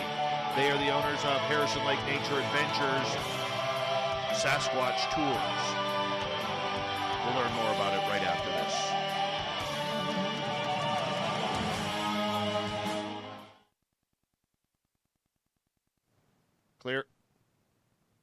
There you go. All right, Bhima and Kylie, we need you to answer one at a time here because we ask every new guest this on the show. And that is, what is your opinion of eating breakfast foods for dinner? I love it. I'm a big pancake gal, so yeah, for sure. Well, no? This interview's over. This interview's over. You can't trust us now? We like breakfast for dinner? You guys would probably steal popsicles from children. Well, I mean, it's really hot out. Oh, that's funny. What is the white flavored popsicle for freezing? What would you call that flavor? Oh, it's soda pop. You know, like that cream soda? 7-Up. No, the cream soda. It's like it usually has a pinkish label. You may have solved my mystery of 38 years with that. Go check it out. Give me your address. I'll send you a box. Please do. Enlightening. All right, Dave, where do you want to go next half hour? I don't know. We're just talking some Bigfoot here, man. We're talking some Bigfoot, and yeah. So both you jerks eat breakfast for dinner, so that's unimpressive. And let's see what else. I'll even add some ice cream on top of it. Is salad a side dish or a garnish? It's a side dish. Okay. Yeah, it's a side Okay, dish. for the record, breakfast for dinner is not the everyday thing. It's like a celebration. It's like, heck yeah, I want some pancakes. There's a reason why they call it breakfast for breakfast food. When is breakfast? Breakfast is in the morning. That's when that food is supposed to be eaten there, except bacon. Bacon is universal. Do you eat pizza? When is pancakes just exclusive to breakfast food? Tell me that. Oh, no, you're not preaching on the right choir for that. We're vegetarians. No. Oh. No. Well, hold on. There's strike 2. Okay. All right. The next question that we have is we ask every guest. Do you remember Close Encounters of the Third Kind, the movie? Yeah. Okay. Remember Devil's Tower where the aliens land? Somewhat. It's been a very long time. All right. Do you believe it's a tree stump of life, or are you on Team Rock that you think it's a rock buildup? No, it is a tree stump of life. Yeah. Team Stump. Is that redemption? Well, it's half redemption. It's half redemption. We do have to work on this whole breakfast for dinner bullshit, though.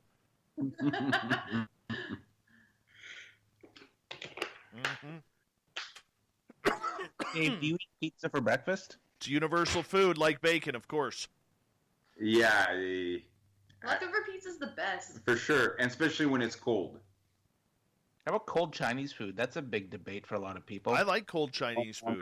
Well, I do, can't. but only for lunch and dinner. I like it for breakfast. Think about your meal timings. Merle, you're all sorts of crazy today, man. All sorts of crazy. Yeah, I am. Where are my shirts? I told you I will make your shirts. Good. Yeah. Gonna put a big picture of little Marky Spender on the back too.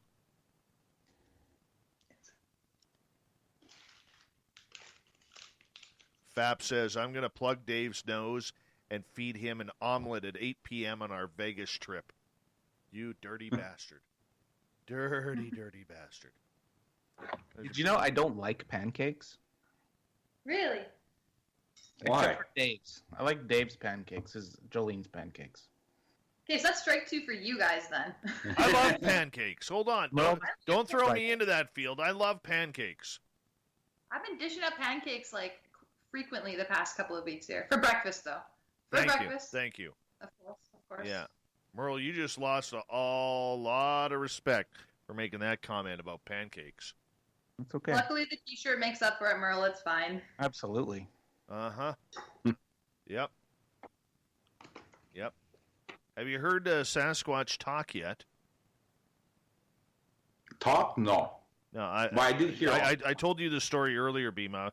So, Kylie, have you heard Sasquatch talk? I've not. I've heard like the whooping again, like the whistling, but that's the extent of it. Merle and I actually heard Sasquatch talking. No way. Like literally right in front of us. It was insane. It was absolutely insane. Do the sound, What Dave. does Do it. sound like? Sounds like. I've heard that too. Like I've looked it up before, and it's hold like on here. Hold on.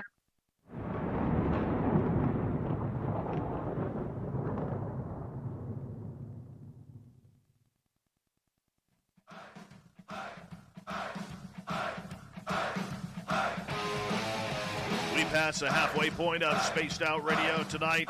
Thank you so much for tuning us in. My name is Dave Scott, sitting in the captain's chair of SOR headquarters.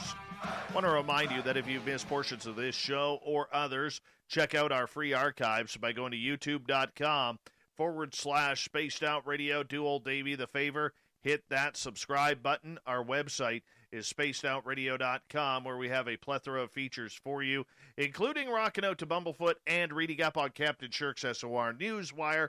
Follow us on Twitter at Spaced Out Radio and on Instagram at Spaced Out Radio Show.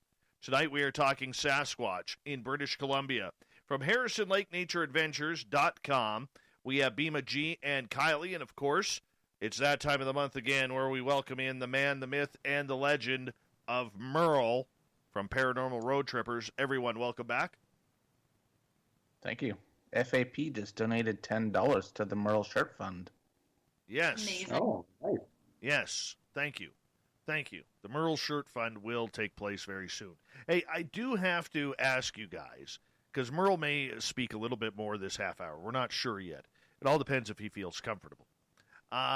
What we will talk about here is the paranormal aspect of Sasquatch. Now, on these tours that you guys are holding for, any type of history regarding the sightings around Harrison Lake, have you ever established any connection between these sightings and paranormal activity, which the Harrison River and the Harrison Lake is a very paranormal place? Yeah, absolutely. So, I mean, again, like with the with the transformation spiral going down the Harrison River too, that does again bring in like the kind of spiritual aspect to it. So that is to me, I would define that as paranormal. Like you're tapping into your soul's transcending into this sigil, into the next dimension or whatever it is. But given that Sasquatch, like in my idea of what it is, I think that it definitely does frequent along that spectrum of paranormal. But yeah. Plus, we can't stay idle, right? Because before this whole tourism development of Harrison that happened in the 1800s, this area was very rich in a culture for the Swahili's and the like I've heard recollection of the Sasquatch meeting every 4 years for spiritual ceremony, right in Harrison West. Plus everything that has happened, there's the area is so rich with stories that we have to make the connection, right? We can't just think it's a cryptozoology experience. Mm-hmm. Yeah. So have you noticed, though, since you started this tour, that the paranormal aspect has picked up not only for the tour, but for you two as well? Oh, you mean like taking home, like what you've been just having ghosts and spirits around? Oh, man. Like ever since I was a kid, I've had ghosts and spirits around. I've definitely been more sensitive to it. I moved into my own apartment this last year. I moved into my own apartment, and being, I was explaining this to Merle, being in a more solitary environment and being just more with my own energy, I started to become, I think, more sensitive to what was going on around me. There were no distractions or whatever else. So I don't know if that's like a manifestation of my own inner world and like my own, self-exploration and learning from my shadows and everything else. I don't know if that was a projection of that or what, but I've definitely had my own experiences.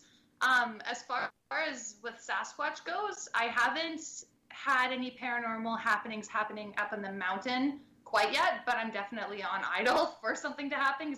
I'm sure that I will, given my sensitivity, experience something. But yeah, so nothing as of yet from me. But I'm not sure about Bhima.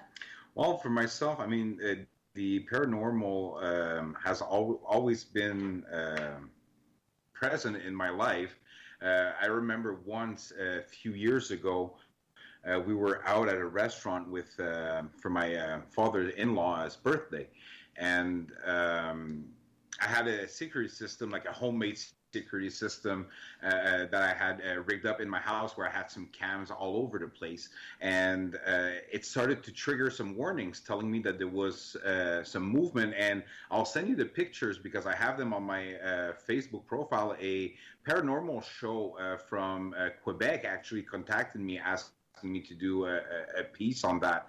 Anyways, so we're in the restaurant, and I'm starting to get those messages with those pictures. And at first, the picture were empty. There was nothing. It was just telling me that there was movement in the house. You would see the red square of the camera trigger, but sorry, the red square of the camera trigger, but nothing was in focus. Nothing was to be seen. And then after a few minutes, we started to get those pictures of shadows going up the stairs, and I remember, like, we freaked out, like, we're like, who's in the house, right? What are those shadow? And we turned around, and the waitress got so scared of the pictures that she ended up being in the corner of the restaurant, and she wanted, like, when I got close to go see if she was okay, she's like, no, stay away. Like, she was very scared of what was happening. And we later found out that it was because my father contacted a medium, and the entity was named Bob, and he was there for a long time. And to leave him alone, and if we were to leave him alone, then he would leave us alone. So I declined the show to come and investigate my property. But yeah, he was present, like, on our place for a long time. I even had an employee that was working in the garage, and it would scare him because he would hear some loud bangs, and all you would hear, because we'd be in the house a few hundred feet away, it's like, it's okay, Bob, it's only me. And he was just trying to soothe himself because he was so scared. But yeah, so the paranormal always been a part of my life, and I can't say that we've been experiencing more. Again, just because we're open to it, and we're making it available. So yeah, it doesn't need to force its presence. Mm-hmm. Definitely. Merle. I want to go back onto the Bigfoot. I wanted to ask this last segment to you, Dave, actually, with your gifting sites, because we've talked about this before. You say that you've had movement at the gifting sites, and I also want our guests to chime in on this too, is using trap cams or even dash cams in the bush to see if they will capture Bigfoot. You say no, but I say yes. Why do you say no to it? Why do I say no to trail cams? Yes, with Bigfoot. Oh, I don't say no to them. We've debated that. You said that the whole IR light thing. Well, it is weird because there are a number of people out there who believe that Sasquatch has the ability to sense the technology that is out there. I mean, we did a test with a trail cam at the current site where we were getting some weird interaction right at first. We put up a trail cam, and we had it up there for 7.5 days, and the only photos on there were us bringing it in and setting it up, and us coming back to pick it up. There was nothing in between. There was no rabbits, no birds, no deer, no cats, nothing. Yeah. Nothing. You say that, like, Sasquatch is, I think, telekinetic, so yeah, I don't know if that has anything to do with it, but he knows that you're reaching for that camera, so there's going to be some disturbance, maybe. I agree. I totally agree, but you got to try. Yeah, for sure. I actually have a UFO story, too, if it's cool that I share that. Like, similar to the same nature, I went to take a video of it, and then after the fact, I got back home, I went to show my parents and my excitement of what I had seen, and there was maybe 5 seconds at the beginning of the video, which basically just showed my dashboard. But there were, in Harrison Hot Springs, when I first moved here about 5 years ago, I was working at the Harrison Resort briefly, and I was doing night maid shifts. So I was doing housekeeping at that time, and I'd already known, given the history of the Harrison Hotel, it goes back to the late 1800s, but this building, the main building, was built in the early 1920s, I believe it was, after the first building burnt down. But there was lots of paranormal activity, and even my Aunt Debbie, who is just very closed off to that realm of being, so that she's had her own experiences, so I took it pretty seriously. So anyway, so all of that was going on, but then at the end of my shift, which was at 11 p.m., I was driving home when one of the other workers said he was biking back to Agassiz, which on a bike, like between Harrison and Agassiz, is probably like a 35 to 40-minute bike ride. And this kid was like 16, so I gave him a ride home. And as we're driving, we're going past the Sasquatch bench, and we look up in the sky over the Harrison Golf Course, and we see 6 low-flying white orbs slowly move over the road one by one. So we pulled over and we watched this going on maybe 5 minutes. I passed by, but one by one, they would each go over the road, blink in and out, and then just disappear. And then I tried to get that all on tape, and I was so confident that I had it all on tape, and I was so excited. And just like, wow, but also like I've had experiences like this before, so not specifically like that, but of the extraterrestrial realm of being. So when I got back home, yeah, there was like no footage. So gotta love them aliens when they take that away from you. Yeah, man, they're camera shy. It's crazy. Well, again, if it's all a question of manifestation and whatnot, to be able to see, we need to have the equipment tuned to the proper spectrum to be able to capture their presence, right? Anyways, that's my philosophy. Just as Sasquatch, as UFO in itself, I have more of a perception of a vibrational existence rather than just being a steel a ship that physically that you can take pictures of. In my opinion, anyways. It's like a spirit. Yeah. So getting back to the tour in regards to the people who are coming, what kind of people are you attracting with this? Well, mainly families so far and friends. Well, actually, it is surprising the people that we attract. Like, we expected to attract the Sasquatch enthusiasts, but in reality, that's not happening. Like any Sasquatch enthusiast that respect himself is already geared up and ready to go camping for a few nights, right? So they're not going to come on the tour, but we are getting a lot of friends coming, like groups of friends and families, some young kids, people on vacation. We even got a few people over 70s that came to do a few tours. That was interesting, and they actually came back a few weeks later. Mm-hmm. Do you find that the age is changing, that a lot more older people are now coming in with an open mind and an open concept, rather than just the younger people who are like, man, I just want to see a Sasquatch experience and let's do this? Yeah, For sure. Because I mean, now the openness, right? It becomes part of the collective consciousness, where it's not something like, oh, well, that person's a hippie, spaced out, and loves everyone, right? It's it's part of our culture where before we can cast an opinion, we should listen to the whole story. So yeah, people are very open and inquisitive about the phenomenon. Yeah. Well, I mean, you have the internet out there now too. It's just like a well of resources. So I think that people are a lot more exposed to the realm of possibility of things. And then it also talking about more of the spiritualistic or paranormal aspect of things too. You're a lot more introduced to it, so you feel more comfortable, and then you kind of start to explore that through your own self as well. So I think that there's a lot of that going on too. Yeah. When you guys are hanging out and doing the tours, how many people are going on this tour at the same time? Because you are using ATVs. Correct.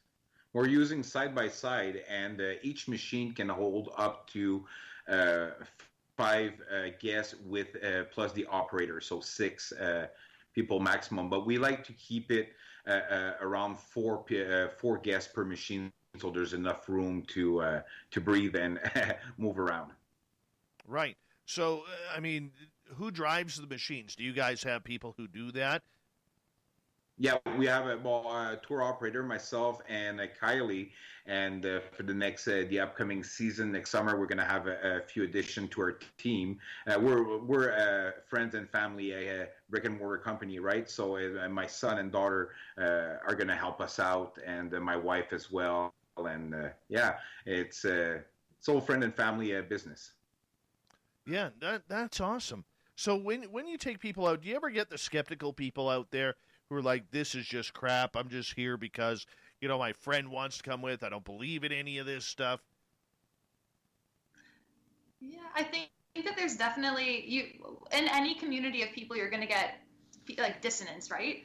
But I think that there's still like a little bit of the curiosity. I mean, regardless of the ego that they placed behind it, there was still some sort of a breadcrumb trail that led them to wanting to go on these tours.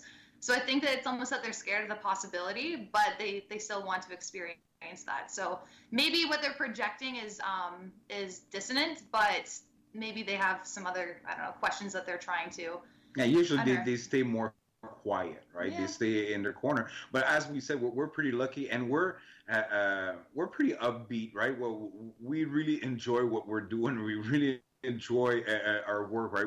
At the end of the day, we're playing with side by side with people talking about Sasquatch in the forest. I mean, it's awesome, yeah, exactly. We can't ask anything better. So even when we get the odds ones that are closed off, we're not really paying attention to that. You want to be closed off, that's all right. You've got so much more to see, right? Sure. Because we are talking about the Sasquatch, but other than that, we're going to be eating about 100 kilometers of trail riding. We're going to reach an altitude of 5,000 feet, looking over the whole Harrison Lake and the islands and the scenery and the valleys and everything that you can encounter. So even if the Sasquatch is not for you, the tour in itself is like really fun.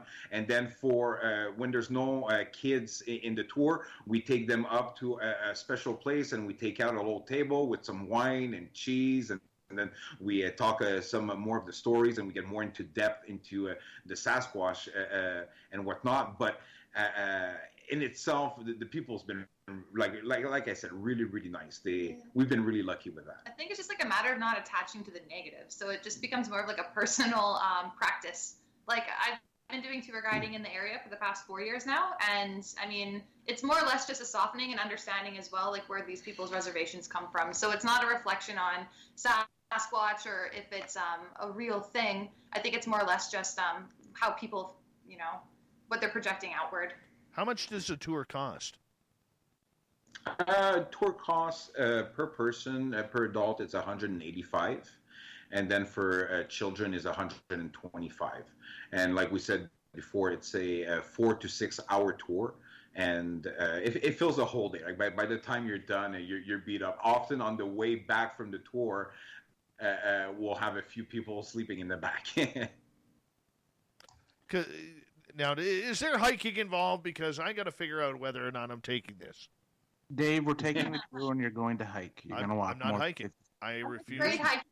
You'll be great. Oh yeah, you'll be in great hand with Kylie. But there is a portion of the tour where we go on a small 5-minute hike. Like it's really not hard. It's 5 minutes, but it's well worth it. Yeah. But the view that you get from that 5-minute hike is unbelievable. It's breathtaking, and it's well worth it. I even had a couple that when they book, they've put in the comments like no walking. I was like, well, that's all right, we're not walking, we're hiking.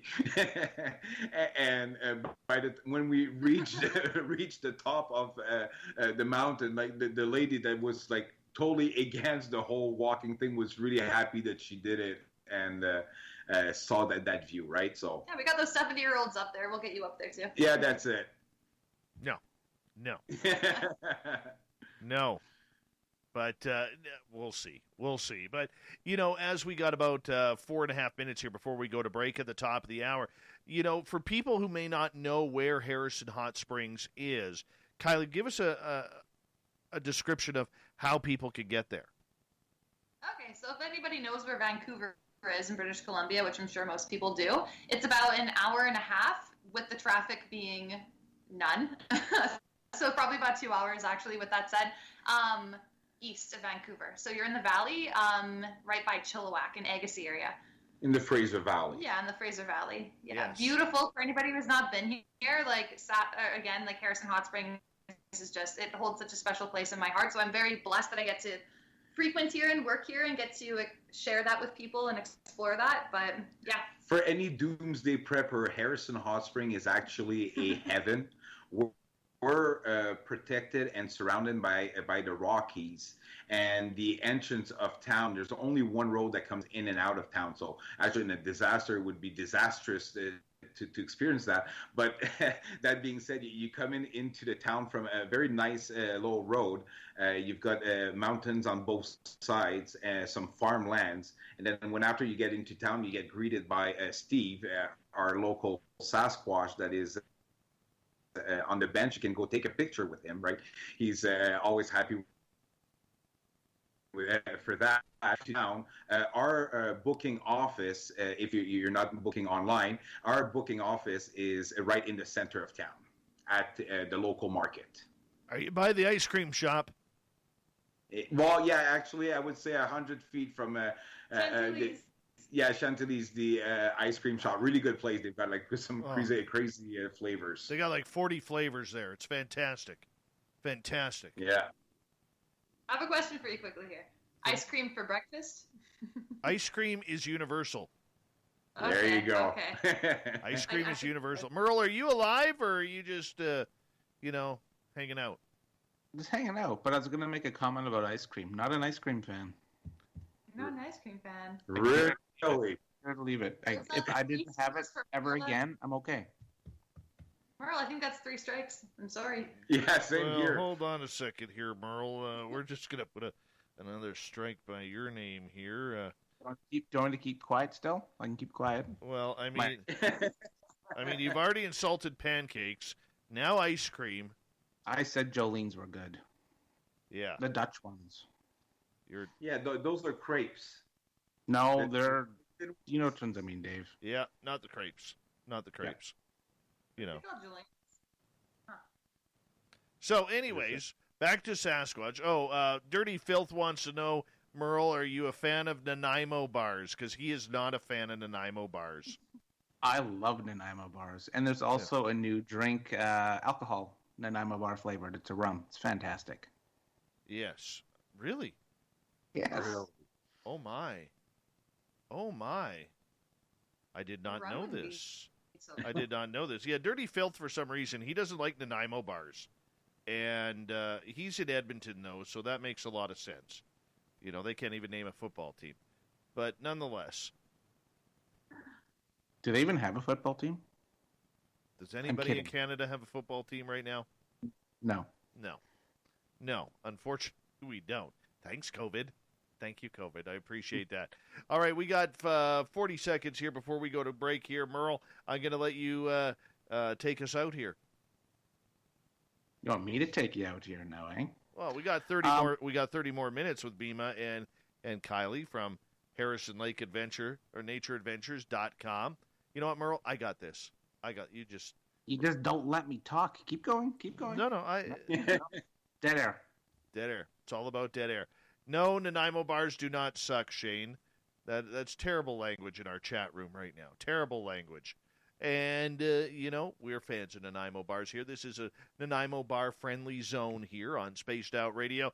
Merle joins us with Ghosts of the Great White North. He comes in once a month to hang on out, talk everything weird, strange, and fabulous, because he loves the word fabulous around here. He's from the Paranormal Road Trippers, and we're going to continue on with Bhima G and Kylie with Harrison Lake NatureAdventures.com in Harrison Hot Springs, British Columbia, talking Sasquatch. And then, at the bottom of hour number 3, we'll get to the SOR Newswire and the Thought of the Day. Stay tuned. More Spaced Out Radio coming up after this.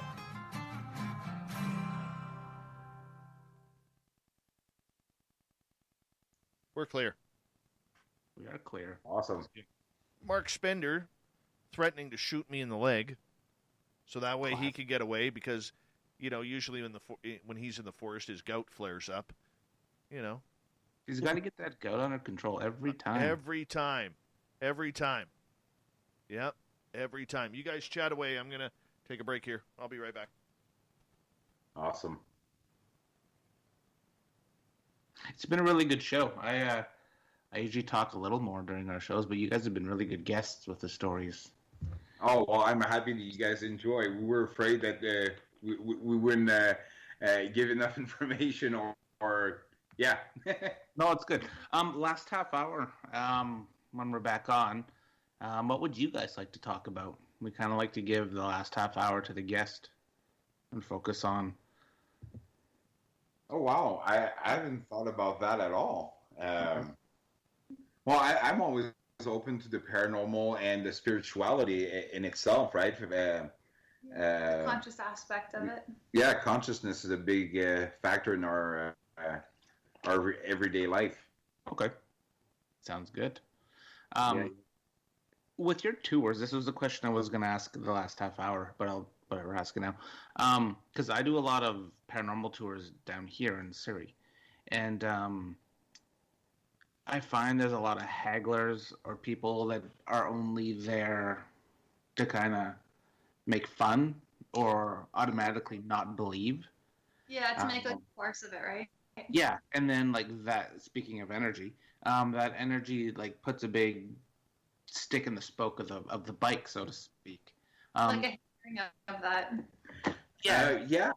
Do you guys find that on your tours too? You'll get people saying stupid things about Bigfoot, and find people that are like that in any kind of community. But what can help from stepping into that space is just not giving power to it. So if a person starts to make a farce of what I'm sharing with them, then I allow them to be in their energy while still respecting my own and carrying on with what I'm talking about.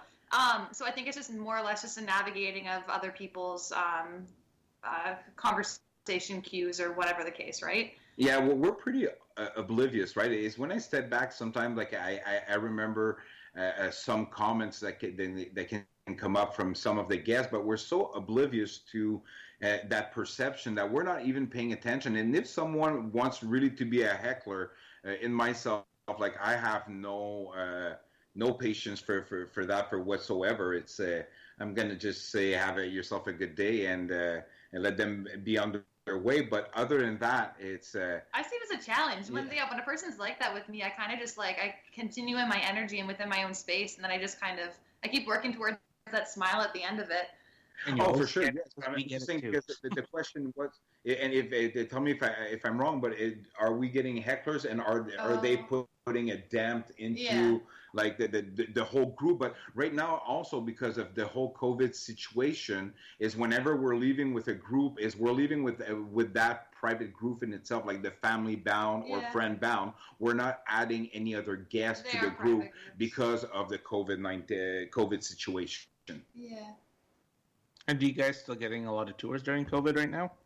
Actually, Bhima was mentioning earlier too. So I was surprised with how Harrison's has been doing this past season, just because it really is like a seasonal village. The economy really boosts in the summertime, and then it slows right down in the winter. And usually we get a really large number of people in from Washington State coming through. So we were a little bit worried about how the economy would do with that said, but because people aren't able to travel internationally, or they are wanting to stay closer to home, or maybe they've had the space to actually be able to enjoy their backyard. It's been fruitful for us in that respect. So it's been good that people are just wanting to get outside, and everybody's been cooped up indoors. So yeah, that, and we're pretty lucky because we own and operate a vacation rentals, some cottages on the Miami River in town, and so that's giving us a continuous flow of guests, of interest, people that want to do the tour. And in town, Harrison Lake is beautiful, and we're working very, very hard to bring new activities and stuff to do. But in all honesty, it is a town that is lacking stuff to do. So when we came in and we offered those tours in an exciting way, incorporating the ATVs and all of that, we filled a void that was really needed in town, where people come up and after going twice around the lakefront, there's nothing else to do. So on that aspect, we've been doing very good. Good. Yeah. Awesome. We've got just over a minute left before we come back. Excellent. Absolutely. Filth has now taken the whole hatred of Nanaimo bars to Twitter. That's not cool. Oh, boy. Is it trending? It's trending on Twitter. Mr. Merle's trending. You know what? You know what your guests should do every third Wednesday of the month? What's that? Whenever you say the word Merle, they take a shot. Oh, I'm sure they already do. Mm-hmm. Take a shot of the Nanaimo whiskey. Oh, yeah. That'd be good. Or was it rum? Was it rum or whiskey? It was whiskey, right? It's a rum. I like Fap's comment. Merle has a strict word limit by the government. It's not his fault. I can't help it, man. You know how it is. Well, you are righteous. You are righteous. That's for sure. Oh. Someone Moon does not approve. Well, you know, he has a third nipple, so you just have to be careful. Here we go.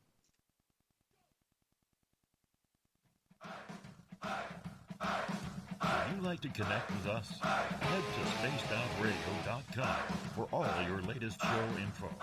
Now, back to Dave Scott and SOR. Third and final hour of Spaced Out Radio is now underway. My name is Dave Scott. Thank you so much for taking the time to join us tonight. We welcome back everyone listening in on our terrestrial affiliates around North America and digitally on TalkStream Live and Revolution Radio, along with KPNL. Remember, you can check out all of our archives for free by going to youtube.com/Spaced Out Radio. Do me the favor, hit that subscribe button. The Desert Clam has set the password for tonight in the SOR Space Travelers Club. Defervescence. Defervescence is your password. Use it wisely, Space Travelers, as the Clam sets the password each and every night right here on Spaced Out Radio. Our website is spacedoutradio.com. We have a plethora of features for you, including rocking out to Bumblefoot and reading up on Captain Shirk's SOR Newswire. Follow us on Twitter at Spaced Out Radio and on Instagram at Spaced Out Radio Show. For the final time tonight, we introduce Merle from Ghosts of the Great White North and Paranormal Road Trippers, and tonight our special guests are from the Harrison Lake Nature Adventures. Their website, harrisonlakenatureadventures.com. From Harrison Hot Springs, British Columbia, we have Bhima Ji and tour guide Kylie on their Sasquatch tours. How cool is that? Yo. Yeah, welcome back. Hi there. Hi. Okay, I got to ask you, Kylie, we're going to start with you on this one. Sorry, Bhima. What would happen if all of a sudden you actually came across a Sasquatch during your tour? Ooh, I think it's kind of hard to say because, I mean, when fight or flight really kicks in, but so I've noticed so far in this last year, like this year I've gotten out and hiked more than I ever have in my life. And I've run into a cougar, I've run into bears, and the one thing that I've noticed, my behavior between that was that I've remained cool and collected. And I kind of go into this state where I'm like, hey, like, we need to navigate around this. So I think that I would probably carry with it the same aspect. Because, of course, I mean, whether or not it's interdimensional or you refer to it as a deity or not, it's still something that is completely foreign to what you're used to encountering, right? And there's a huge question as to what its behavior really would be face-to-face or whatever the case. But, yeah, so just to remain grounded, I think, would be how I would respond to that. Hopefully that's how I would respond to that. And to reach for my camera. Bhima, how about you? How do you think you would react to actually encountering one of these creatures? With the perception I have today, and hopefully, like, taking under consideration that they would be a pacifist and conscious, I think I would more indulge in the experience and just see if I could open a mean of communication, that being telepathically or in a physical way. But I would try to see if I can communicate with the being, and then if I'm able to communicate, then obviously I would try to learn as much as I can in the time that I would have available. But yeah, I hope that would be my reaction. But then again, as Kylie just mentioned, fight or flight, I could very well revert to a 5-year-old boy and be myself and start running, right? Because I also read a lot of recollection of some big ass man just saying, well, I've lost control of my whole bowel movement, right? So yeah, that could happen too. Like when your spirit leaves your body in that moment. Exactly. Just jumps out. Yeah. But that's something you guys have to think of and prepare for. Because if all of a sudden, say, something did happen where, you have a group of, say, 12 people who are, in this, I mean, there's a lot of things that they may do. They may run after the creature thinking that this is staged. I know with my own ghost tour that we did at the museum up here, but haven't done a tour this year because of COVID. The idea, and we always got asked every tour whether or not this was staged. So how do you prepare for that? Well, before every tour, we have a safety and security portion of the tour where we talk about how to behave in any given situation that we believe we might encounter, such as, and now we're more referring usually when we talk about this as bear, but the Sasquatch obviously applies to it, that if we do come into contact, we ask the people to come close to us, stay behind us, and let us take control. And we've done some bear, how can I say this, bear encounter, how to, like, protocol, how to react and whatnot. And from our studies and from the information that was available, well, it's to make ourselves the less threatening as itself. So if we're talking about within the group, then we'd all bow down and we'd talk in very soft voice, get back into the machine. But I would certainly not encourage like to be forthcoming and try to take some pictures and whatnot, for not wanting to trigger something, right? The same thing with the bear. I wouldn't be comfortable with my guests taking pictures of the bear. Let's get back in the machine, then you can take some pictures. Yeah, and you do have to have strict rules and guidelines on that, because not only for their safety, but for insurance purposes as well, I would assume. Oh, yeah. And that being said, we are fully bonded, and we follow some strict rules. Like I said, we have a safety and security portion of the tour, and a waiver acknowledged sheet that they have to sign. Merle. I was just thinking about if I ever was to see Bigfoot, how I would react. I'm curious to react too. He ran. That's what he did. He ran. When the creature was like 20 feet in front of him, he ran like a schoolgirl chasing down Justin Timberlake. I wouldn't say a schoolgirl. I'd say a football star. Yeah. I'm trying. The scream had something to do with it. The scream had something to do with it. The power jog. But Nate Rudd asked a question about using an SLS camera on Bigfoot, like at a gifting site or something like that. The idea of using the SLS camera to try and map out Bigfoot would be fantastic.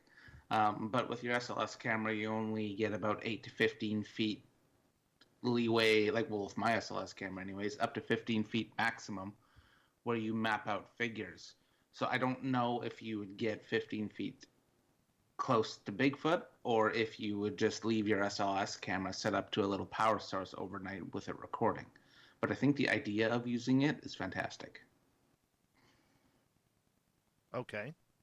So what kind of technology do you guys use in order to film these events? Are you filming with GoPros just in case something is caught on camera? Yeah, well, we do have GoPros and a camera system installed on the UTV. And we're also equipped with drones that over time we're hoping to incorporate this into the tour to be able to do to dive deeper into the bushes and still offer the experience to such people that don't want to hike, right? They can put the virtual goggles on and then experience the surrounding, and then we can hopefully catch a glimpse of the beast. Oh, wow. Wow. So, yeah, getting back to the fact that, you have this technology, you guys are prepared. You haven't seen one on the tour yet. Have you found any type of distinctions or markings at different times of year during the tour that have become noticeable? Because I notice that when I go out into the forest to my area, there are certain signs that we are looking for, whether it's footprints, whether it's markings on trees, or what have you. Are you looking for that kind of stuff too? Yeah, yes, we are. And so far, what we've seen, no footprints as of yet, but we will encounter the oddly log that will fall like right in the middle of the road from a healthy tree or something that will always bring questioning. That or the other day on the trail, I found a boulder in the middle of the road that was very odd. It didn't have any tumbling or whatnot. So again, that will bring a puzzle, but so far that's what we've experienced. Mm-hmm. Kylie, pardon me, with you and going on the tour here, the safety of people is always first and foremost. We talked about some of the rules that you guys have set up for the tour, but what happens, people, if this creature did come out, may have some sort of panic. How do you prepare for that? I think just to, I think that, of course there's a thing like herd immunity, but I think there's also like, if I respond in a calm manner, people are going to feel comfortable enough to respond calmly as well, hopefully anyway. So of course, you can't really anticipate how a person is going to react in that fight or flight state. But being on the ATV, you're buckled in, you have that door buckled, you have that door to keep you buckled in too. So I think that as far as that goes, like that keeps people pretty grounded within their state of being. But also at the same time, they understand the risks and they understand what they are getting themselves into. And we prep them ahead of time to, remain in a state of, being more grounded, or at least to try to attain that. But yeah. And there's nowhere to run to anyways, right? Yeah. It's even if we stop from the fight or flight, the person might walk away from the situation, but the furthest they'll go is near and around the ATV. That's the only thing that will offer some sort of protection between any encounter. Other than that, it's the open road and the open forest, and you can get lost. Like at a certain point, we're 50 kilometers away from any civilization, any response to our people. So, they stay close to us. So, and basically, that's what I'm trying to say is that they stay pretty close. They don't venture too far off. And especially when they know that, the Sasquatch is one reality, but one that is more predominant, it's the bears. And that will always keep people pretty vigilant, and they want to stay in group and they want to stay close by. They don't want to be stranded alone. That's when the fear sets in. Yeah, because I'm going to assume that most of the people who go on these tours, they have no outdoor experience. They wouldn't know what to do if a bear came across their path or a cougar. Exactly. Most of them show up and they're I would say, well, at first they were ill prepared, and that was mainly on our fault, right? Because we didn't we assumed that. If you tell me that I'm going to go out in the bush, I'm not going to go riding for 4 hours only with a t-shirt, right? I'll bring a jacket on and sweater, a sweater and everything, and some survival gear, because I know I'm far. But most people don't think about that. Now we make it our policy to let people know, depending on the day, what kind of attire they should bring with them. Yeah, like we have a prep that we send out to people so they know what to expect. and then what else they're getting themselves into. But Yeah, how to dress and whatnot. yeah. Is it more for tourists, or is the locals coming out to support this too? Well, right now, because of the COVID situation, I would say it's mainly locals, and people are going stir crazy, right? They're home and they want to be outside, so this is a great way for them to experience something with their families and friends, but yet still be away from this whole COVID, and in a sense, they can respect the 6 feet rules and regulation and whatnot. Mm-hmm. Are people allowed to bring their own ATVs or side-by-sides? Yes. Oh, yeah. Especially with larger groups. But then again, when you have your own ATV and whatnot, people rarely tend, unless they're tourists and they come, let's say, from Washington State or whatnot, they don't usually go out and rent the machine because they have already access to it or on a tour as we do, because since we're ATV incorporated, people that usually comes are one that never driven or been on an ATV or anything. Makes sense. Yeah, around the ATV community is very big and very active in the region. Yeah, and I could see that. Trust me, I've ridden out there. I know what it's like. But, a lot of times, for the trails and everything that you guys go down, are you mainly on logging roads, or do you take side trails as well? Well, any road that we drive on, it's active or inactive logging roads. Whenever we go off the beaten path, we leave the ATV, because it's a 6-seater. It's so big that it's not like a quad where you can just dive into the bush, or even like a 2-seaters. And we can get up some pretty hairy spots with it, but we definitely, the narrow trails, we get off and we walk. Yeah, that's it. Yeah. So that's why there's a 5-minute walk to reach the peak. Right. Merle. Got us something more, Dave. Do you protection, firearms or bear bangers when you're out there? Because when I've gone on the trails up there, I've come across a lot of bears. I always pack a shotgun with me just in case.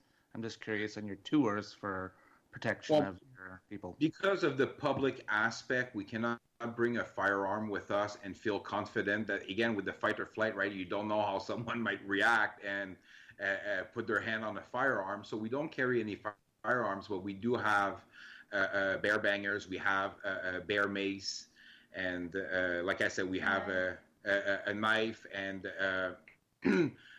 we have a survival Kit with us. Yeah, exactly. What do you call it? Like a shovel that is also an axe. So if it does come to a physical confrontation, we have what it needs. But really, we've encountered probably 12 bears so far throughout the whole season this year, and they're inquisitive. They look at us and then they walk away.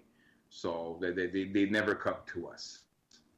Yeah, I also grew up too, like I said, in Quesnel. Like, my backyard was acres of forest, so I've always felt very confident in the bush, and like with other animals as well too. Like, I almost feel more comfortable hiking in areas or being out in the forest around wild animals than I would running into like a random person on a trail if I'm, solitarily treading through. So, but I guess it just kind of depends on your own experience with it. No, I can totally see that. Totally see that. The people who are taking this tour, I mean, let's face it, it's expensive. It is for out of the budget for some people, but for those who are seeking this type of adventure, do most of them believe in the phenomena of Bigfoot? It's really a 50-50. Some are, well, all have most, I would say, like 90% have an open mind. And from there, some have a preconceived idea that they do exist. They encounter in some sort of a way or another an experience with the Sasquatch, and the other ones are just open-minded and hoping to see anything. I mean, once the only thing we saw during one of the tour was a quail running across the roadway. And it made their day. Like that's the only thing that we're talking about, like the whole way back. Like, oh, did you see the quail? It was so cool to see the quail running, and right. So it's That's it. Yeah, you got to watch out for them dangerous quail. I mean, Merle likes, he likes his grouse, and he likes his quail. Grouse. A lot of people on your tour, do they expect they're going to encounter a Sasquatch Bigfoot, or? No. No? No. Like, nobody's so fine. I mean, we don't advertise it in that way either, so I don't think people get that idea, but they're just happy to learn about the Sasquatch, like the mythology. And I mean, you're going out up back roads in Harrison Hot Springs. Like, I feel like if you can't really feel disappointed going up there regardless, right? Especially when you're tapping into, you're hearing the stories and everything too. It's like you're re-experiencing through what we're sharing with people. But like, I haven't experienced anybody coming back feeling like they were shorted of something after going out there. Nah, just the scenery up there is worth the money alone. 100%. It's incredible. Yeah. And absolutely. if you look on the website, you see some of the pictures. It's just so breathtaking. Yeah, I mean, you have like the glacial water and then all the mountains and everything too. So then you add, the whole picture's great. Do you ever bring on special guests onto the tour? What do you mean by a special like, guest? say, Thomas Steenberg or other Sasquatch researchers? Yes, well, for the next season, we've opened a line of communication with Thomas to on the weekends to have him do like a story night coming back from the tours, maybe around a bonfire or something. So we're working on bringing some guests to bring some stories into it. Count us in. We're coming. Awesome. Cool. So, and we can have you as special guests as well, right? You guys can come up and talk about your experience with the Sasquatch and how Merle, you ran away. Oh yeah, Merle ran. He ran so far away he couldn't get away fast enough. Also, side note, I would be interested in doing both of your guys' paranormal tours as well. Oh, same here. Yeah, so count me in. Well, see, if you guys want to come out, open door anytime you want.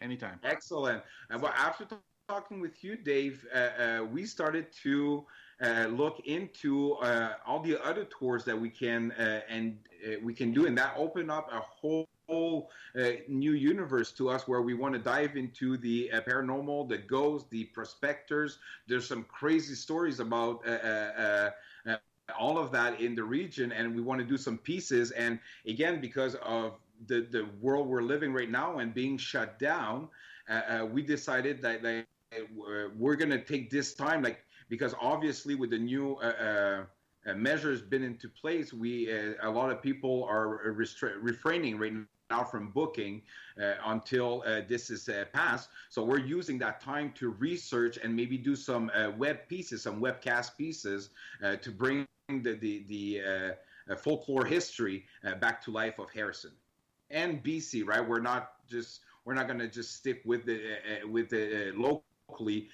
We're going to pan out, but it was very interesting to get that idea from you. Yeah, well, we'll talk about that because I'm very interested in always helping people out. I have no problem with that, but there's a lot of shysters in this field, and my only warning and concern as we head into the final minute here would be to be very careful with whom you associate with. Because there are a lot of shysters out there and that look to take advantage of people. And good people such as yourself, we don't want that to happen. Do me a favor, give a shout-out, Bhima, to your website and how people can get a hold of you. We got 30 seconds. Awesome. So anyone can reach us at www.harrisonlakenatureadventure.com or at 1-866-572-6444 anywhere in North America. Merle, great show tonight. It's a good show tonight. Strong show. Strong show. Let's give him a few claps here just because that's a good, solid guest tonight. You know, we appreciate you guys. We really do appreciate it. We had a great time. Yeah, thanks, guys, for having us. All right, you guys sit tight. I'm going to head us out to break here. Ghost of the Great White North happens mid-month here with Merle and from the Paranormal Road Trippers. He'll be back again next month. probably with his ugly Christmas sweater on. Coming up next on Spaced Out Radio, we have the SOR Newswire and the Thought of the Day. More of this show continues right after this.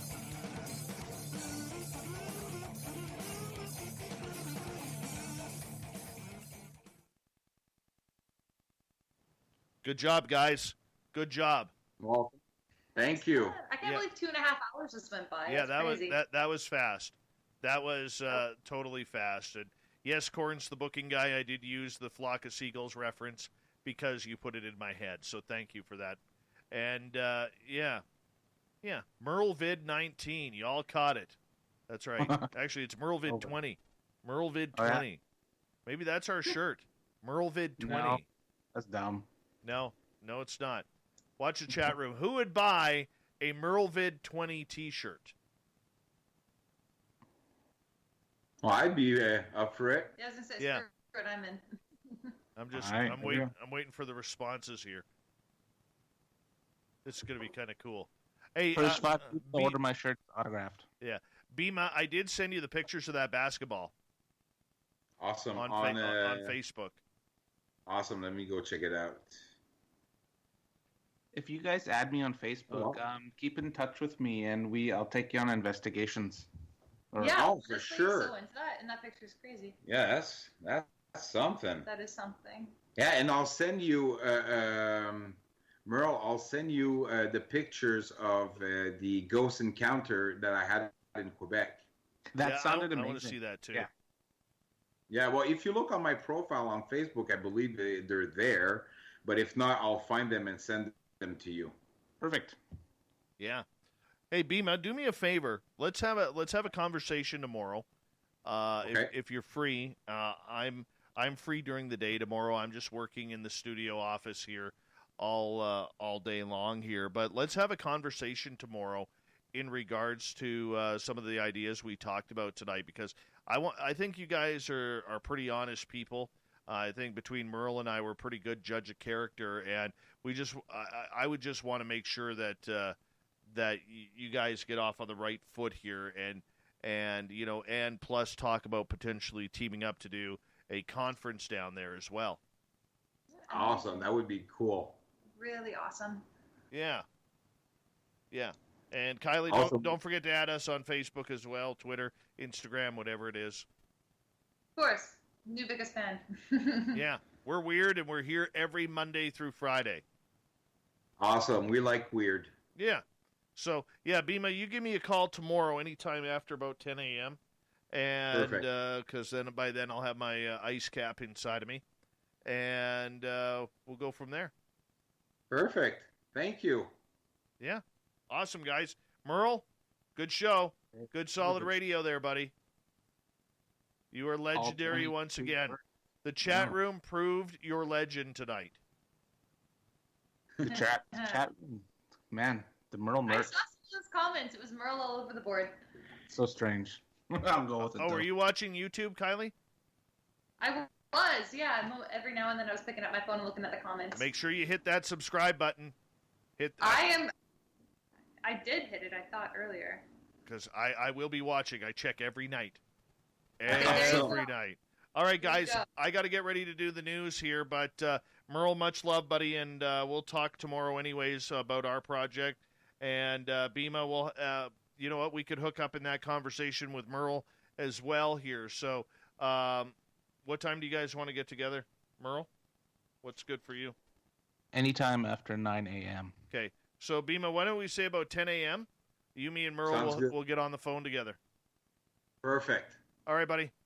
Take care. Thank you. Bye, guys. Have a good night. See ya. Kylie. Bye-bye. Bye. Solid radio there. Good times. Good love for Merle. I really liked Bhima and Kylie. The energy that they had is just fantastic. Fantastic.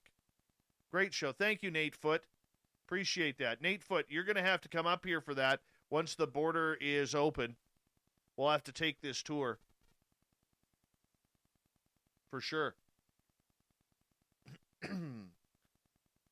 Alien probe? Who don't you like to probe? Let's just be honest.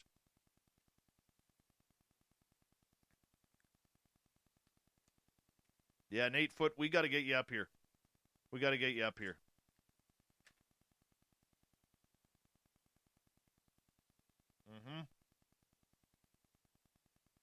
So just so you all know, Nate Foote there, he's a very staunch Republican, but in the same breath, his wife forces him to watch the Hallmark Channel. He's got the American flag in one hand and the tissues in the other, just in case. Every show on the Hallmark Channel is the same. Every show. Haven't you noticed that? All right, here we go, guys.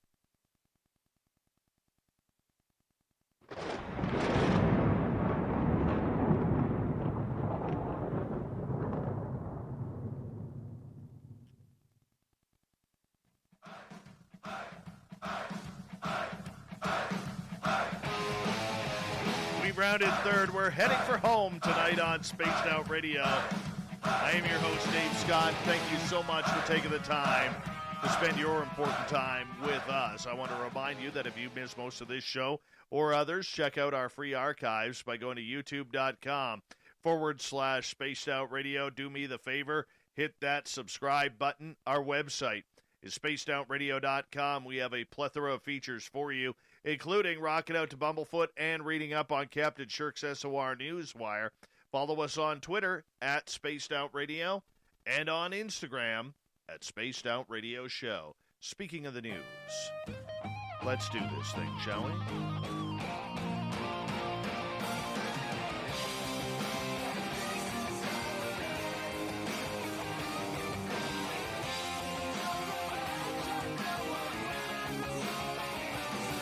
The news is always changing, which is why we bring you the SOR Newswire at the back end of every show, where we get to the weird, the strange, the wacky. And sometimes what seems fake is truthful. Canadians across the country are being warned not to let moose lick their cars. This is a true thing. I never thought this was true until I moved up north. Yeah, over the weekend, images posted to Twitter appeared to show a sign in Jasper, Alberta stating, "Do not let moose lick your car." The images gained so much attention that outlets like Snopes set out to determine if the sign was real. The answer is yes. The sign is legit, and there is a real issue in parts of Canada with this. The reason why these images are about the moose, taking care of them. You see, moose frequent a lot of areas during the year where traffic is, and as it turns out, moose love the taste of road salt and have discovered that they can access a near endless supply from body panels of cars. Now, according to Jasper National Park spokesman Steve Young, he says this started as an occasional issue a few years ago, and now it's too common. People are getting far too close, and it is perpetuated by the moose's obsession with salt. They are addicts. They are addicts. It is like heroin to them. Anyways, they are getting close to vehicles. The moose population in Jasper has grown in recent years following the decline of the wolf population, making interactions between humans and moose all the more frequent. This has led some people to feed the moose and drawing them towards roads, which brings in its own dangers. Look, I've seen what happens when you get moose versus vehicle. It's not pretty. It's not pretty. These things will kill you. Okay, it's not like hitting a deer, right? You hit a moose, that thing, the moose are tall, okay? So what happens is when you hit them, doesn't matter if you're in a truck or car, when you hit them, the front end of your bumper takes out their legs. Their body is coming right at you. So about 1,400 pounds of moose body coming right at you through the windshield. Never mind the antlers if you're dealing with a buck. This is true. Anyways, so people are feeding moose. They're getting closer to the roads, not to mention that it's also against the law that prohibits people from feeding or disturbing wildlife. Violators could face fines of up to $25,000. Keynote here, keep the moose away, okay? We don't need any more dead moose. Bring back the wolves. Texas space memorial firm Celestis will provide more than a dozen capsules carrying human remains and DNA to the moon next year. Yeah. You want to be buried on the moon? It is officially now possible. Dubbed Luna 2, the mission will launch on a July 2021 NASA flight to the region of the moon called Lacus Mortis. To date, only one person, revolutionary planetary scientist Eugene Shoemaker, has been buried on the lunar surface. Celestis, which is based in Houston, aims to change that by regularly firing up remains to Earth's rocky neighbor. The Celestis memorial capsules will remain on the moon as a permanent tribute to the intrepid souls who never stopped reaching for the stars, the firm writes on their website. Each time you view the moon, you will know your loved one is in a place that few have ever gone. The remains of former space scientists, sci-fi authors, and even a British math teacher will be on board next year's groundbreaking flight. NASA's own Moretta West, the lunar geologist who determined the crucial site for the first landing on the moon, will have her remains scattered as part of the mission. Celestis 2021 burials will be carried out to the lunar surface by a spacecraft built by private U.S. robotics outfit Astrobotic. The Peregrine lander will be the first American spacecraft to land on the moon since Apollo. The mission, called Peregrine Mission 1, will be launched by United Launch Alliance's Vulcan Centaur rocket from Cape Canaveral. Capsules will remain on the moon as a permanent memorial, Celestis said. The remains of Shoemaker, the planetary scientist laid to rest on the moon in 1998, were scattered in partnership with Celestis. Next year's mission will mark only the company's second memorial flight, more than 22 years from its first. It's a futuristic way to honor the dead and a result of space travel becoming more commonplace. So here's my question with all of this. Okay, if we're going to start pushing people's bodies to the moon or their ashes or whatever, what happens when we start to put people on the planet? Is this not going to pollute things? I don't know. I'm not sure this is a good idea. I really do not think it's a good idea. Yeah. Merle, by the way, says, strong show. I wasn't silent. They just talked a lot. No, Merle, you were silent. You were silent. I know you're listening. I know you're listening. Anyways, moving on. An extremely rare white giraffe has been fitted with a tracking device for its protection after its family was killed by poachers. The giraffe in Kenya has a rare genetic condition called leucism that causes partial loss of pigmentation in its skin.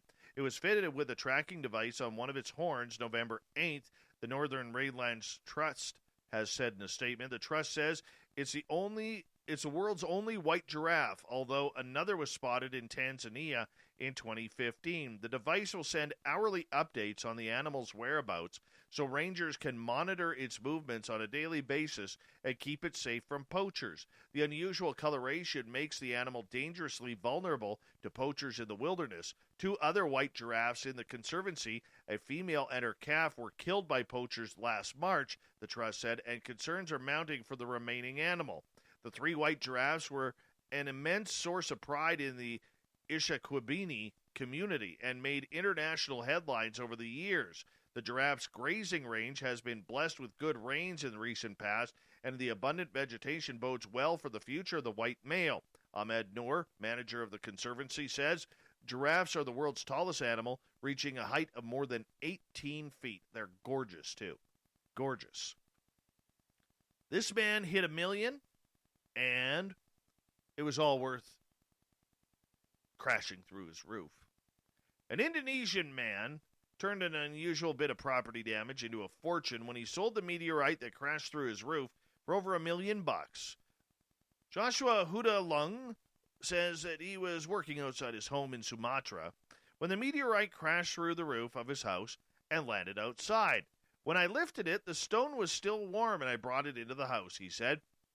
Joshua says that he shows the spot where the metallic object had crashed through his roof, the 4.5-pound chuck of carbonaceous chondrite. Chondrite? Yeah. A rare variety of meteorite was valued at $1.8 million by experts and attracted the attention of U.S. expert Jared Collins, who purchased the meteorite and resold it to fellow U.S. collector Jay Piatek. Yeah, Joshua didn't disclose the amount that he was paid for the meteorite, but he indicated he's now a millionaire. He said the money will now allow his family to expand, and he plans to donate some towards the building of a local church. Great for him. Good for him. You know, this stuff never happens to me. Never. Maybe I just don't look in my house enough. Maybe you don't either. But a South Carolina couple did. They recently moved into their home and found a cache of rare coins valued at $25,000. So what did they do with it? Well, we're going to tell you. They returned it to the owner. James and Clarissa Mumford said they were closing in on their Columbia home in mid-October and were in the process of moving when they discovered 2 cases of coins from the 1800s built into a built-in closet drawer. The cache included 46 Liberty $5 coins and 18 Morgan silver dollars. They looked real old, like they were really worth a lot of money, James said. Munford said he took some of the photos of the coins and texted the pictures to the house's former owner to see if he recognized them. I was just thinking, you know, they're not mine. They're probably a family heirloom, so I'm going to go ahead and make sure that he gets them back. The couple said keeping the coins never crossed their mind, you know, because they're just good people. Yes, there are still good people out there, even though that would have been within their legal rights to actually claim them. We didn't really know anything about the value of the coins. We really didn't care, to be honest with you. We knew they were his, Clarissa stated. The home's former owner, a coin collector, came by to pick up his forgotten property. He said most of his collection is kept in a safe, but he had forgotten about the cases stashed in the drawer when he was moving out of the house. He estimated the collection worth $25,000. Good for them. That's good karma right there. Very good karma. A California man was arrested Monday after leading FBI agents on a car chase that ended not in a car but on a Yamaha 350 LIC scooter under Lake Shasta. 44-year-old Matthew Piercy of Palo Santo, California, was wanted on 31 felony counts relating to a $35 million investment fraud scheme. Oh, wow. Yeah, per federal court documentations, FBI agents say Piercy led them on a car chase before his lake outing on Monday morning, going through several residential neighborhoods before leading the chase onto Interstate 5 near Redding. Piercy ditched his truck near the edge of the Lake Shasta, pulled out the sea scooter, and swam into the cold NorCal waters. According to federal prosecutors, there were times where the only thing giving away Piercy's location were the bubbles. The 350 LIC scooter is a 3-speed submersible device that can hold onto it while you cruise along at speeds up to 3.7 miles per hour underwater. Retails for about $1,200. Piercy stayed underwater for nearly 30 minutes until he ultimately got out on his own, at which point he was arrested. Authorities said medical personnel said that he was fine, and his wife had given the federal agents a set of dry clothes to change into. Well, that's nice. What a great wife, bringing him a change of clothes while being chased down by the FBI. So Piercy was wanted by the FBI for soliciting $35 million from investors for an upvesting fund alongside business partner Kenneth Wilton. Yeah, Piercy allegedly admitted to an associate that the fund didn't exist. Only $8.8 million was originally or allegedly paid back to investors, while the rest of those funds were used to purchase and renovate 2 properties, buy a houseboat, pay off credit cards, among other things. As a result, Piercy faces multiple charges, including mail fraud, wire fraud, money laundering, and witness tampering. If convicted, he could spend the next 20 years in prison. Paris, France, some good news for animals. The population of most wild animals with a backbone, mammals, amphibians, birds, reptiles, and fish, is stable, according to scientists, in a finding that's sharply at odds with a benchmark report issued every 2 years by environmental group WWF. Looking at 14,000 vertebrate populations monitored by the WWF since 1970, researchers found that if 1% suffering the worst declines are removed from the equation, the remaining populations grouped together are holding steady in terms of overall numbers. In September, the WWF's Living Planet Index reported an average of 68% fall in the populations of all animals monitored, a grim figure that made headlines worldwide. Collapsing all population trends in a single value can give the impression that everything is declining, Brian Lung said. And he goes on, he's from McGill University, by the way. He says, however, the image of a global biodiversity desert is not supported by the evidence. There are, in fact, regions where most species within certain groups are on a clear downward spiral, such as birds in the Asia-Pacific region and reptiles in the Americas. But including them in an overall average can be misleading. The Living Planet Index metric does not actually show that 68% of all populations have been lost, he noted. Unfortunately, it is hard not to leave that with that impression. Asked to comment on the report, WWF referred AFP to the Zoological Society of London, which co-authors the flagship Living Planet reports, and of course they are now in disagreement. This one's got to end up in the squared circle. Has to. Either way, we're still killing too many wild animals for no reason. All right? Especially exotic ones. By poaching. You see that ugly tree in New York, the Christmas tree? Setting it up? And how it all fell apart? Oh, that's just beautiful. Couldn't say 2020. You can't even pick a good Christmas tree for 2020. Anyways, Ellen Kalish, director and founder of Ravensburg Wildlife Center in New York, said she received calls this week from a wife of a man who was part of the crew tasked with preparing the 75-foot Norway spruce for display outside of New York City's big complex. The woman told Kalish her husband had found a baby owl inside the tree, but the rehabilitator said she soon discovered the raptor actually was an adult northern saw-whet, a species of owl that typically grows only to about 5 inches high. I thought it was such a heartwarming Christmas story that there was this secret in the Christmas tree, Kalish stated. The owl is now in the care of the Wildlife Center, which said the bird will be returned to the wild once it receives a clean bill of health from a veterinarian. Cute little guy. An environmental nonprofit group in Florida said a volunteer walking along the beach discovered what seemed to be a macabre scene, but it only turned out to be a washed-up store mannequin. Ocean Hour, a Florida nonprofit that organizes beach cleanup events, said a volunteer named Kathleen was walking along the beach of the intercoastal side of Perdido Key when she came across what she initially thought was a human body that was missing its head and arms. The nonprofit said another witness on the scene called 911, but Kathleen took a closer look, then discovered the barnacle-encrusted form was a headless store mannequin that had apparently spent a good amount of time in the water before being washed up on the beach. We are glad it wasn't a real body, Ocean Hour said. My goodness. What else do you say in that moment? We are glad it wasn't a real body. Thank you, Florida. We appreciate the knowledge.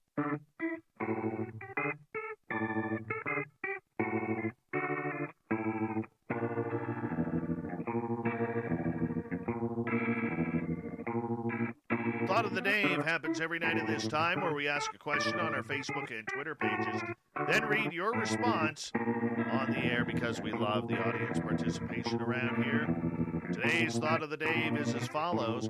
What is your opinion of ghost tours, Bigfoot tours, or UFO sighting tours? Alex, they're a great idea, plus an opportunity to make money and educate people. Andrew, I didn't know this was such a thing, but if people want to spend their money on this, I won't be the guy to try and stop them. I will say this, people need to educate themselves and not rely on others to influence them into making bad decisions. Very nice. Very nice. All right, let's continue on. Manitoba Becky, she says there's a need, and there needs to be more of them available. Natasha uses the meme, ha ha ha ha ha. So I guess she doesn't buy into them. LOL by Debbie Mitchell Warren. Yes, because LOL. June. I think for people that just want a taste of things and not make it their main hobby, it's pretty great for them. I don't see anything wrong with having them. That's the first thing I do when I go to a new city is find the best ghost tours. Serena thinks they're fun. If I am in a new town, I look for those types of tours. Right on. Kevin, been on all three types. I now just call them tours. Kelly says they're touristy. Science Bob, I hate them. Too many loudmouths, know-it-alls. Science Bob, come on. That must be his beard talking. He's getting a little Santa beard there. John, it's staged, have gone on some ghost tours, felt like they were paid actors there. It was weird, not what I expected. The more ghost tours I go on, the more skeptical I become. Jim Christie made a comment. He goes, I'd rather go with a small group of people that I trust. Caden, I think they could be an amazing thing if done correctly. Smaller groups and more hands-on for those taking the tour would be a lot better. Krista, ghost tours are fun. Thanks, Krista, because you've been on mine. Don, the more antennas, a.k.a. people, connected to the same frequency, the more manifestations that group's interest will form physically. I don't buy that. Joyce, entertainment and profit. Davey, they're all a clarion call to charlatans, liars, and exaggerators, but I would still go on any of them. Kim, take me now to the Paradise City where the no, wrong. She says, take me now. We need more of them. Rick, good way to make a few bucks from the buffs. Nate Foot, I understand the ghost tours. Most of them are on private property or residences. No one should have to pay for Bigfoot or UFO tours, though, I guess, unless it's on private property. Don't get mad. Just my opinion. Oh, Melinda got mad. You got Melinda under Melinda's skin there. Kevin, tours are great as long as you get a free sample. Kim, well, unless you're familiar with the organization doing it, I would say just they're out to make money.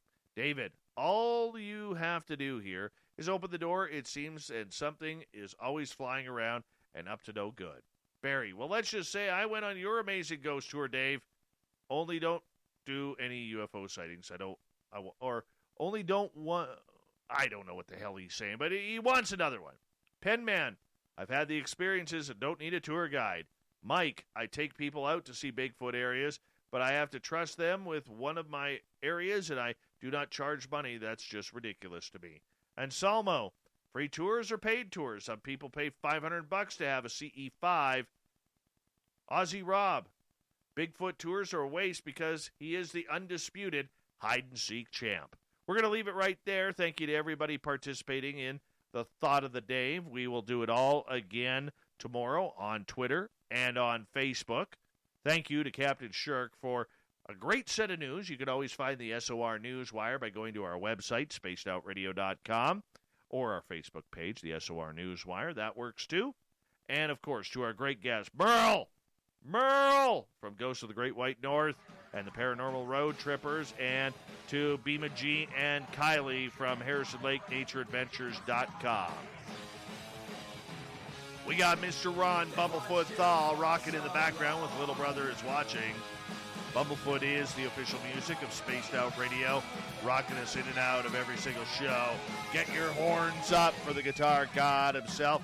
Special thanks to everybody listening in at home, at work, in your cars, wherever you may be.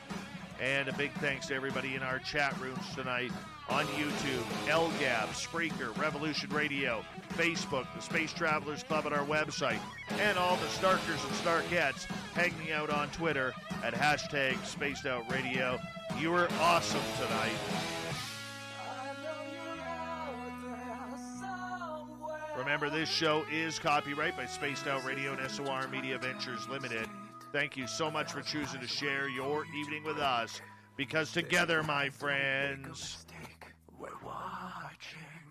we own the night. Mr. Bumblefoot, we need a favor. We need you to take us home.